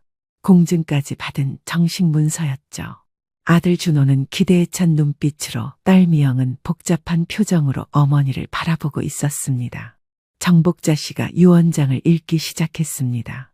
내용은 예상대로였죠. 집과 예금의 대부분은 장남인 준호에게, 미영에게는 현금 1억 원만 상속한다는 내용이었습니다. 전체 재산이 7억 정도였으니 딸은 7분의 1도 안 되는 몫을 받게 된 것이었죠. 엄마, 이건 너무 불공평하지 않아요? 제가 그동안 얼마나 아버지 간병을 도왔는데. 누나, 아버지 뜻이잖아. 존중해야지. 뜻? 평생 나를 차별했던 그 뜻 말이야? 정복자 씨는 두 자녀 사이에서 어찌할 바를 몰랐습니다. 사실 남편이 유언장을 작성할 때 그녀도 반대했었죠. 하지만 병상에서도 고집을 꺾지 않는 남편 앞에서는 무력했습니다. 미영아, 엄마가 나중에 따로 챙겨줄게. 지금은 아버지 뜻대로. 나중에요? 엄마도 결국 아버지와 똑같으시네요. 아들만 중요하고 딸은 그저 들러리인 거죠? 며느리 영숙이가 옆에서 비아냥거렸습니다. 자기들이 더 받아서 기분이 좋은지 콧노래까지 흥얼거렸죠. 그 모습을 본 미영이의 눈에서 눈물이 흘렀습니다. 서러움과 분노가 뒤섞인 눈물이었죠. 그날 이후 미영이는 친정 방문 횟수가 눈에 띄게 줄었습니다. 명절 때도 짧게 인사만 하고 가고 정복자 씨의 생일에도 전화로 때우는 날이 많아졌죠. 정복자 씨는 딸의 마음을 돌리려 여러 번 시도했지만 한 번 생긴 균열은 쉽게 아물지 않았습니다. 어느 날 정복자 씨는 딸의 집을 찾아갔습니다. 미영이는 차갑게 맞이했지만 그래도 어머니를 문전박대하지는 않았죠. 거실에 앉아 차를 마시며 정복자 씨가 말했습니다. 미영아, 엄마가 미안해. 하지만 네 아버지도 나름대로 생각이 있었을 거야. 무슨 생각이요? 아들은 집안의 기둥이고 딸은 남의 집사람이라는 그 구시대적인 생각 말인가요? 그래도 아버지는 너를 사랑했어. 단지 표현 방식이 달랐을 뿐이야. 미영이는 쓴웃음을 지었습니다. 그리고 조용히 하지만 단호하게 말했죠. 엄마, 저도 이제는 제 가족이 우선이에요.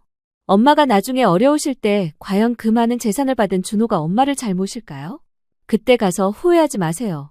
그 말이 예언이 될 줄은 그때 아무도 몰랐습니다. 정복자 씨는 딸의 서운함을 달래려 했지만 이미 엎질러진 물이었죠. 가슴 한구석에 불안감이 자리 잡았지만 그래도 아들이 자신을 버리지는 않을 거라고 믿고 싶었습니다.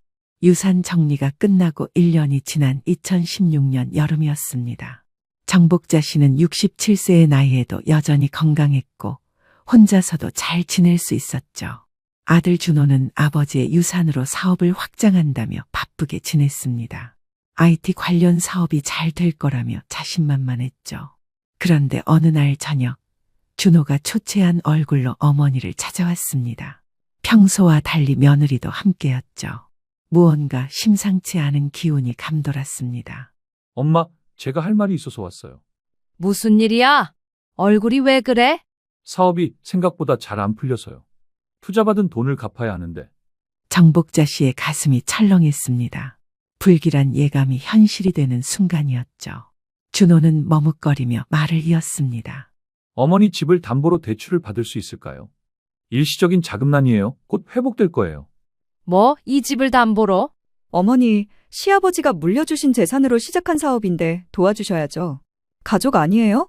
며느리의 뻔뻔한 태도에 정복자 씨는 기가 막혔습니다. 남편이 죽고 1년밖에 안 됐는데 벌써 그 많은 돈을 날렸다는 말인가요? 그것도 모자라 이제는 집까지 담보로 잡으려 한다니. 정복자 씨는 단호하게 고개를 저었습니다. 이 집은 자신의 마지막 보루였으니까요. 안 돼. 이 집만은 안 돼. 내가 죽을 때까지 살아야 할 곳이야. 엄마, 저를 안 믿으세요. 제가 엄마를 버릴 사람으로 보여요? 그 말에 정복자 씨는 망설였습니다. 아들의 간절한 눈빛을 외면할 수 없었죠. 결국 마음이 약해진 그녀는 조건을 달았습니다. 집 문서는 내가 가지고 있을 거야. 그리고 대출금은 네가 책임지고 갚아야 해. 당연하죠. 엄마, 정말 고마워요. 저 꼭 성공해서 엄마 호강시켜 드릴게요. 그렇게 집을 담보로 2억을 대출받았습니다. 하지만 그것이 재앙의 시작이었죠. 준호의 사업은 나아지기는커녕 더 악화되었고 대출 이자조차 제때 내지 못하는 상황이 되었습니다. 3개월 후 은행에서 연체 통지서가 날아왔습니다. 정복자 씨는 떨리는 손으로 준호에게 전화했죠. 준호야, 은행에서 연체 통지서가 왔어. 이게 어떻게 된 일이니? 엄마, 죄송해요. 조금만 더 시간을 주세요. 곧 해결할게요. 하지만 상황은 더욱 나빠졌습니다. 준호는 급한 마음에 사채까지 손을 댔고 결국 감당할 수 없는 빚덩이에 앉게 되었죠. 어느 날 정복자 씨는 충격적인 소식을 들었습니다. 이웃 주민이 귀띔해 준 것이었죠. 이웃 주민이 말하길 준호가 도박장에 자주 출입한다는 것이었습니다. 사업 자금이라던 그 돈이 사실은 도박 빚을 갚는 데 쓰였다는 소문도 들렸죠. 정복자 씨는 믿고 싶지 않았지만 모든 정황이 그것을 가리키고 있었습니다. 미영이의 말이 떠올랐습니다. 그때 가서 후회하지 마세요. 그 말이 현실이 되고 있었죠. 정복자 씨는 눈물을 흘리며 생각했습니다. 평생을 아들만 바라보고 살았는데 그 아들이 자신의 삶을 송두리째 무너뜨리고 있다는 사실이 너무나 비참했습니다. 2017년 봄 벚꽃이 만개한 4월의 어느 날이었습니다. 정복자 씨는 68세의 나이에 인생 최대의 위기를 맞고 있었죠. 집이 경매로 넘어갈 위기에 처한 것입니다. 은행 직원이 찾아와 최후 통첩을 했습니다. 한 달 안에 연체금을 갚지 못하면 집이 경매로 넘어간다고요. 불난 집에 부채질을 하듯 복자 씨의 시련은 끊이질 않았습니다. 속이 답답해 집 주변을 걷다가 우편함에 꽂혀 있는 봉투를 발견했습니다. 준호 씨가 받은 대출에 대한 연체금을 이달 말까지 갚아야 한다는 내용이었습니다. 그런데 가만 보니 대출이 한두 개가 아니었습니다. 주택담보대출이야 자신이 동의하에 받아준 거라지만 사채에 손을 댔다던 준호 씨가 정복자 씨 명의로 추가로 더 대출을 받았던 겁니다. 이게 어떻게 된 일이지? 우리 준호가 이럴 리가 없는데. 담보대출을 갚아 나가는 과정에서 맡겼던 도장, 위임장 등이 생각났습니다. 사업을 하며 돈을 갚아 나가겠다고 확신에 찬 목소리로 말을 하는 모습을 이번은 정말 마지막이라고 생각했던 자신을 후회했습니다. 이러지도 저러지도 못하는 상황에 눈앞이 깜깜해졌습니다. 결국 수백 번 고민을 반복하다 절박한 마음에 정복자 씨는 딸 미영에게 전화를 걸었습니다. 자존심이 상했지만 달리 방법이 없었죠. 미영아, 엄마야, 시간 있니? 무슨 일이세요? 목소리가 안 좋으신데. 정복자 씨는 눈물을 삼키며 상황을 설명했습니다. 준호의 사업 실패, 집 담보 대출, 그리고 지금의 위기 상황까지. 전화 너머로 미영이의 한숨 소리가 들렸습니다. 그래서요, 제가 어떻게 해드리길 바라시는 건가요? 미영아, 엄마가 이런 부탁하기 정말 미안한데 혹시 돈 좀 빌려줄 수 있니? 긴 침묵이 흘렀습니다. 정복자 씨는 딸의 대답을 기다리며 숨을 죽였죠. 드디어 미영이가 입을 열었습니다. 엄마, 저도 가정이 있어요. 애들 학원비, 대학 등록금 준비하느라 빠듯해요. 그리고 솔직히 서운해요. 그 많은 재산 다 준호한테 주시고 이제 와서 저한테 손 벌리시는 거예요? 정복자 씨는 할 말이 없었습니다. 딸의 말이 맞았으니까요. 하지만 그래도 한 번 더 부탁했습니다. 엄마가 잘못했어. 정말 미안해. 하지만 이번 한 번만. 죄송해요. 엄마, 저도 여유가 없어요. 준호한테 받은 재산으로 해결하시든지 아니면 준호가 알아서 하게 하세요. 전화가 끊어졌습니다. 정복자 씨는 망연자실했죠. 딸의 차가운 거절이 가슴에 비수처럼 박혔습니다. 하지만 한편으로는 이해가 되기도 했습니다. 자신이 딸에게 했던 일들을 생각하면 그날 저녁 준호가 또 찾아왔습니다. 이번에는 혼자였죠. 며느리는 이미 친정으로 가버렸다고 했습니다. 별거 상태라고요. 엄마, 저 정말 죄송해요. 제가 다 망쳤어요. 이제 와서 미안하다고 하면 뭐가 달라지니? 집이 넘어가게 생겼어. 한 가지 방법이 있어요. 엄마가 집을 팔고 작은 집으로 옮기시면.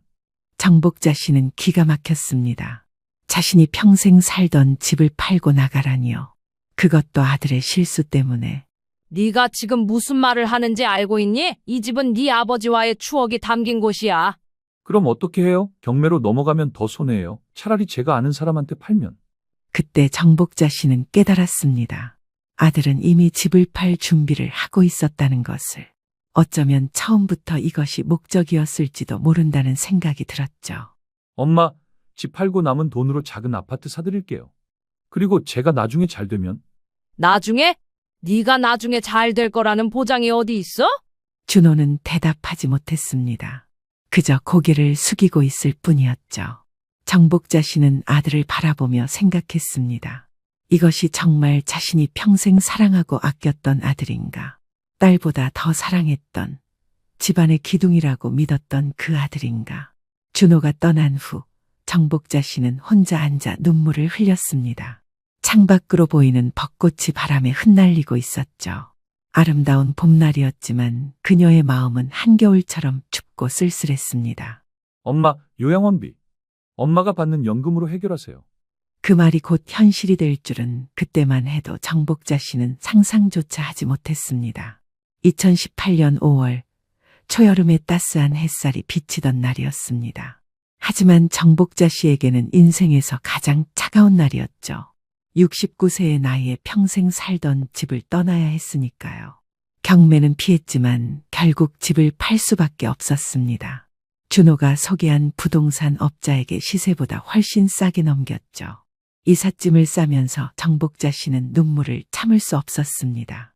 거실 벽에 걸린 가족 사진들, 남편과 함께 고른 가구들, 아이들이 뛰놀던 마당. 모든 것이 추억이었고 이제는 모든 것을 버려야 했습니다.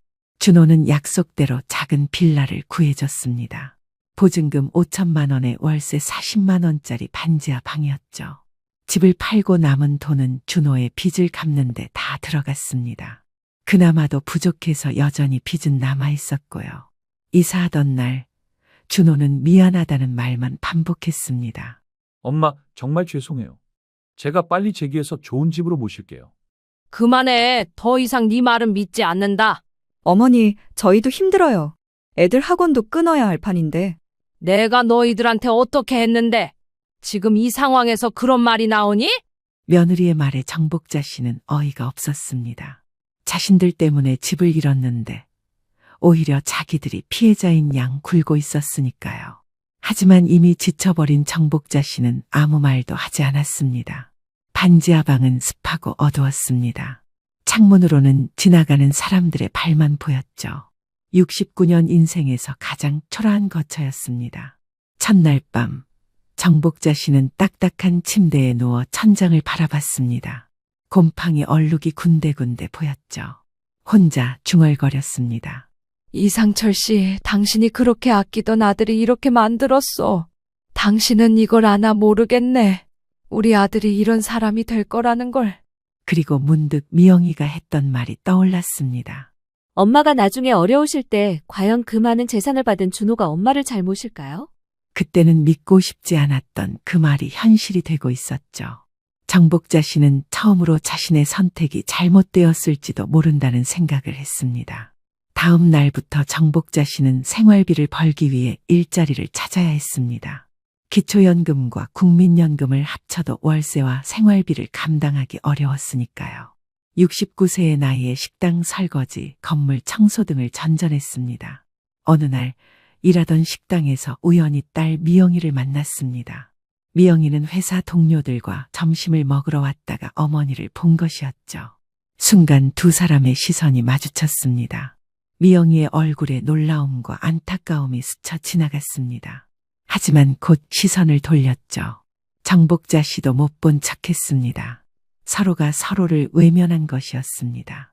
퇴근 후 정복자 씨는 반지하 방으로 돌아와 홀로 앉아 있었습니다. 휴대폰이 울렸습니다.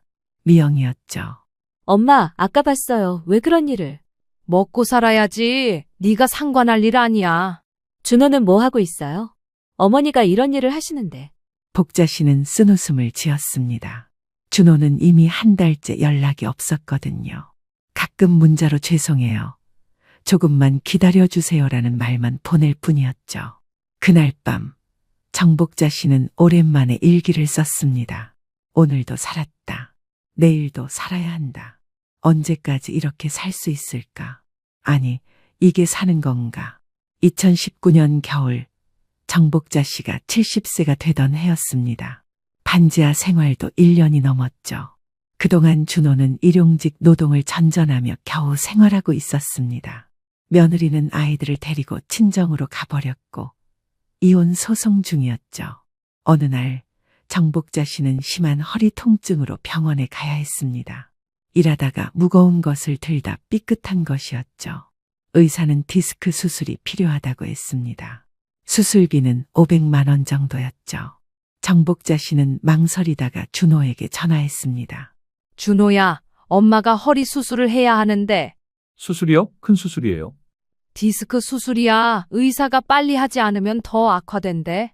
엄마, 저도 지금 당장은 영숙이랑 이혼 준비하느라 변호사 비용도 들고. 정복자 씨는 더 이상 말을 잇지 못했습니다.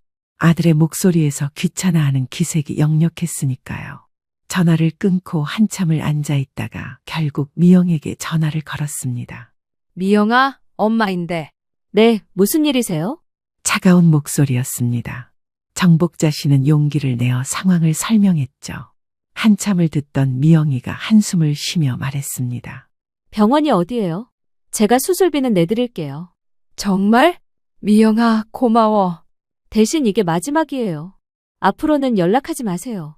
그 말에 정복자 씨는 숨이 막혔습니다. 딸의 차가운 선언이 가슴에 모처럼 박혔죠. 하지만 당장 수술이 급했기에 더 이상 말하지 못했습니다.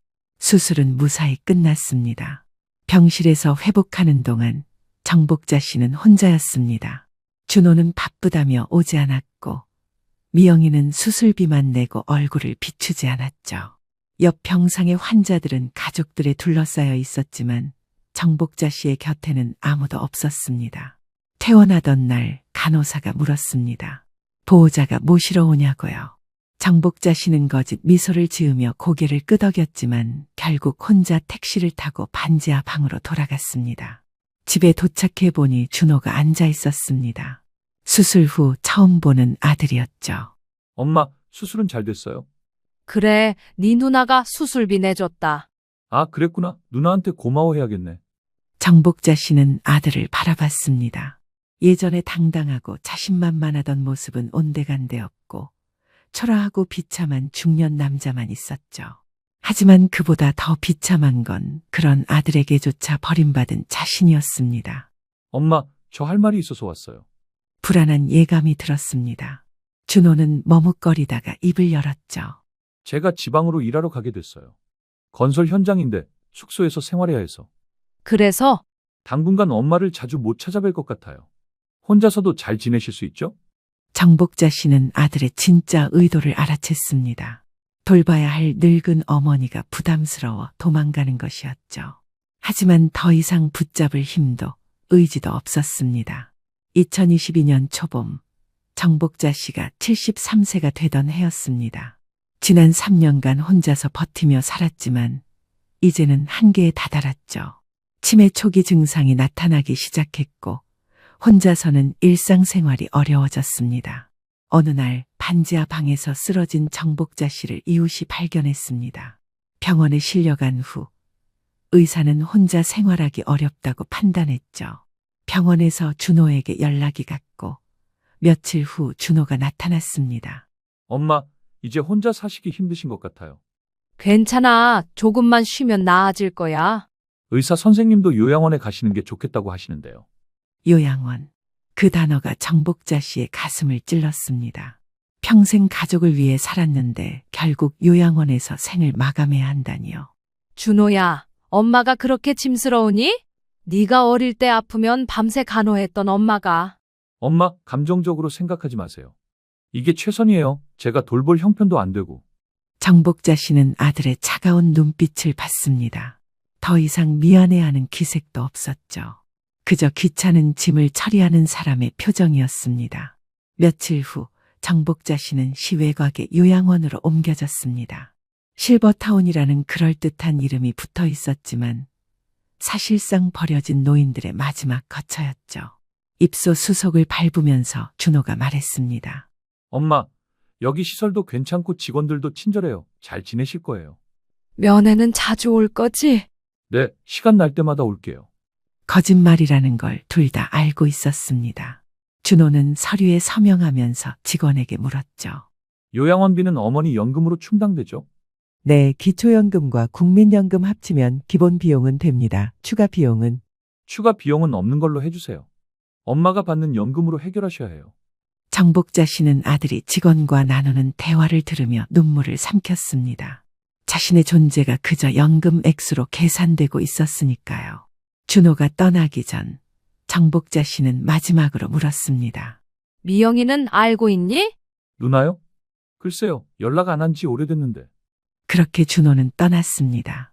정복자 씨는 요양원 창문으로 멀어지는 아들의 뒷모습을 바라봤습니다. 다시는 오지 않을 것 같은 예감이 들었죠. 첫날 밤, 정복자 씨는 낯선 침대에 누워 천장을 바라봤습니다. 옆 침대에서는 다른 할머니의 신음 소리가 들렸고 복도에서는 치매 환자의 고함 소리가 울렸죠. 이게 내 인생의 마지막인가? 정복자 씨는 조용히 눈물을 흘렸습니다.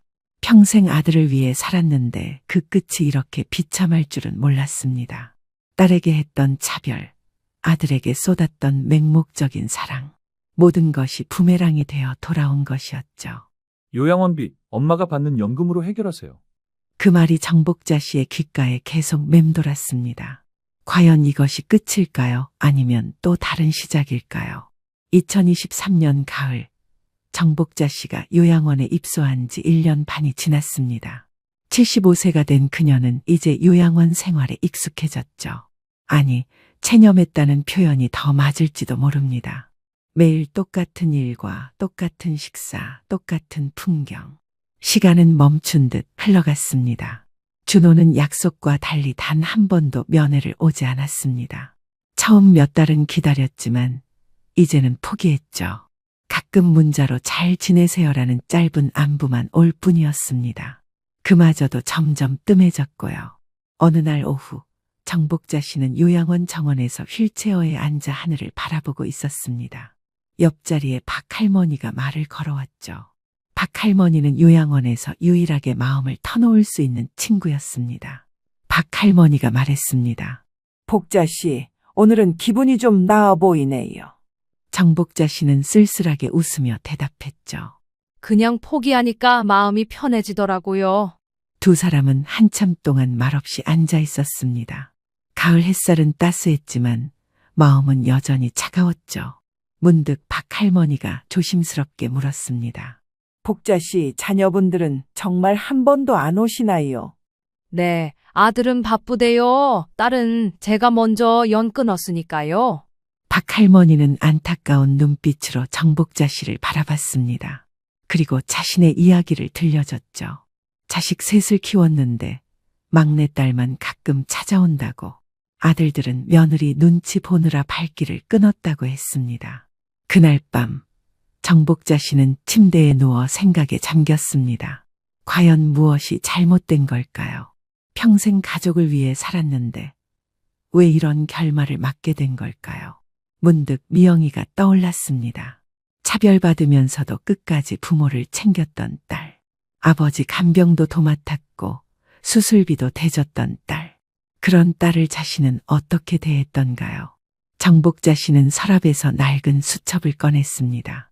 거기에는 미영이의 전화번호가 적혀 있었죠. 몇 번이나 전화기를 들었다가 내려놓기를 반복했습니다.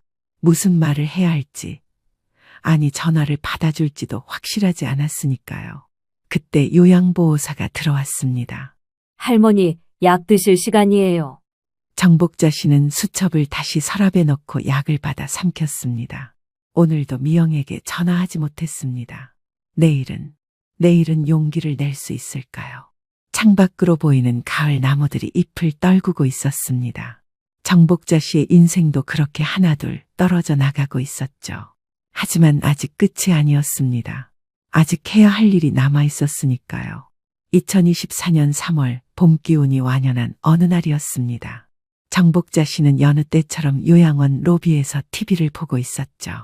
그때 요양보호사가 다가와 말했습니다. 할머니, 면회 오셨어요. 정복자 씨는 놀랐습니다.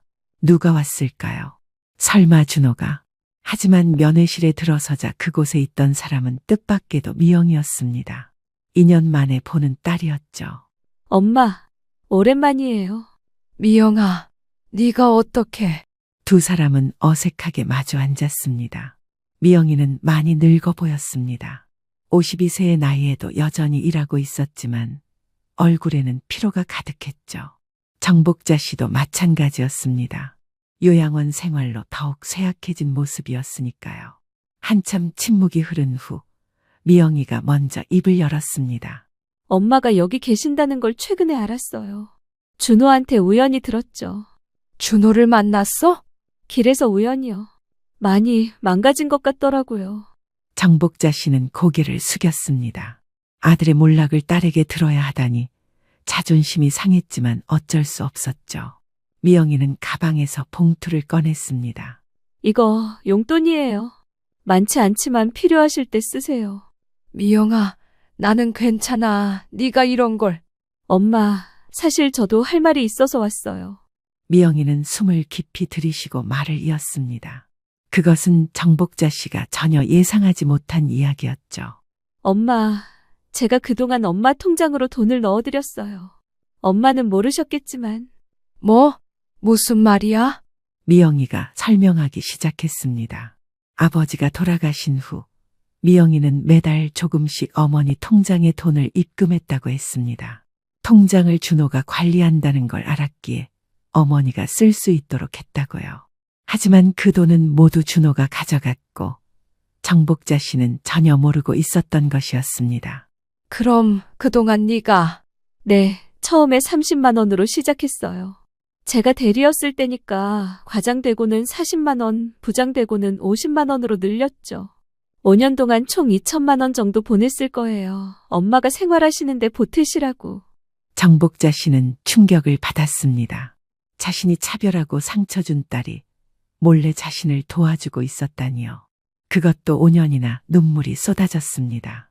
미영아, 미안해. 엄마가 정말 미안해. 이제 와서 사과받고 싶지 않아요. 그냥 엄마가 건강하게 계셨으면 좋겠어요. 그래도 어떻게 하면 마음이 풀리겠니? 솔직히 저도 엄마도 준호도 이 모든 상황이 달갑진 않아요. 여기 오기까지 고민도 많이 했고요. 그런데요, 아무리 차별받고 자랐어도 서러웠던 마음이 사라지진 않지만 저도 자식 가진 부모니까 그리고 어른이니까 이해하자 싶더라고요. 근데 잘 모르겠어요. 이게 무슨 마음인지 아직은 저도 갈피를 못 잡겠거든요. 그래서 엄마 얼굴 보면 뭐라도 답이 나올까 싶어서 온 거고요. 아마 오늘 이후로 또 생각이 달라질 수도 있겠죠. 그러니까 제 걱정은 하지 마시고요. 열심히 재활받으시고 건강해지세요. 다음엔 웃는 모습으로 만나요. 두 사람은 한참 동안 울었습니다. 오해와 상처로 얼룩진 세월이었지만 그 밑에는 여전히 모녀의 정이 남아있었던 것이었죠. 면회를 마치고 돌아간 미영이가 남긴 것은 돈뿐만이 아니었습니다. 희망이었죠. 정복자 씨는 딸과의 만남 이후 조금씩 변하기 시작했습니다. 요양원 생활에도 의욕이 생겼고 재활 운동도 열심히 했습니다. 그로부터 한 달 후 충격적인 소식이 전해졌습니다. 아들 준호가 사기죄로 구속되었다는 것이었죠. 사실 정복자 씨는 어느 정도 예감하고 있었습니다. 요양원에 입소한 후 준호가 여러 사람에게 어머니 병원비를 핑계로 돈을 빌렸다는 소문을 들었거든요. 도박 빚을 갚기 위해 거짓말을 했고 결국 고소를 당한 것이었습니다. 정복자 씨는 가슴이 무너졌지만 어쩐지 예상했던 일이기도 했습니다. 미영이가 다시 찾아왔습니다. 이번에는 좋은 소식을 가지고 왔죠. 엄마, 제가 이번에 임원 승진했어요. 여성 임원은 회사에서 3번째래요. 정말? 우리 미영이가? 딸의 성공 소식에 정복자 씨는 진심으로 기뻤습니다. 그동안 한 번도 제대로 축하해주지 못했던 딸. 이제라도 자랑스러워할 수 있어서 다행이었죠. 그리고 엄마, 제안이 있어요. 엄마를 모시고 싶어요. 뭐? 하지만 네 남편은? 남편도 동의했어요. 저희 집에 방도 있고 간병인도 구할 수 있어요. 여기보다는 나을 거예요. 정복자 씨는 믿을 수 없었습니다. 그토록 상처를 준 자신을 딸이 모시겠다니요. 하지만 미영이의 눈빛은 진심이었습니다. 엄마, 저도 엄마를 원망했어요. 하지만 그래도 엄마는 엄마예요. 이제는 제가 엄마를 돌볼게요. 정복자 씨는 딸의 손을 잡고 울었습니다. 평생 아들만 바라보고 살았는데 결국 자신을 구원한 것은 딸이었습니다. 준호의 면회가 있던 날, 정복자 씨는 마지막으로 아들을 만났습니다. 철창 너머로 본 아들은 초췌하기 그지없었죠. 엄마, 죄송해요. 제가 다 망쳤어요. 그래, 네가 잘못했지. 하지만 나도 잘못했어. 너를 제대로 키우지 못했구나. 엄마, 이제라도 정신 차리고 새 삶을 살아. 그게 엄마에 대한 마지막 효도야. 정복자 씨는 더 이상 아들에게 미련을 두지 않기로 했습니다. 평생의 편견과 잘못된 사랑이 만든 결과였으니까요. 2024년 5월, 정복자 씨는 요양원을 나와 딸의 집으로 갔습니다. 깨끗하고 따뜻한 방, 정성스러운 식사, 그리고 무엇보다 가족의 온기가 있었죠. 외손녀가 할머니라고 부르며 안겼을 때 정복자 씨는 또다시 눈물을 흘렸습니다. 병원 침대에서 시작된 이 긴 이야기는 이제 끝을 향해 가고 있었습니다. 정복자 씨는 남은 생을 딸과 함께하며 지난날의 잘못을 조금이나마 보상하고 싶었습니다. 창밖으로 보이는 봄 풍경이 아름다웠습니다. 새로운 시작이었죠. 사랑하고 사랑받을 시간이 남아 있었으니까요. 정복자 씨는 일기장에 적었습니다. 오늘 미영이가 엄마라고 불러줬다. 그 한마디가 평생 들었던 어떤 말보다 따뜻했다. 이제야 진짜 가족이 무엇인지 알 것 같다. 정복자 씨는 비로소 안도의 한숨을 내쉬었습니다. 앞으로 살아갈 날이 얼마가 될지는 모르지만 그동안 다 해주지 못했던 것을 조금이나마 베풀 수 있으리라 생각했죠. 그동안 살아온 시간을 되돌아보며 정복자 씨는 다시 한번 살아갈 용기를 얻었습니다.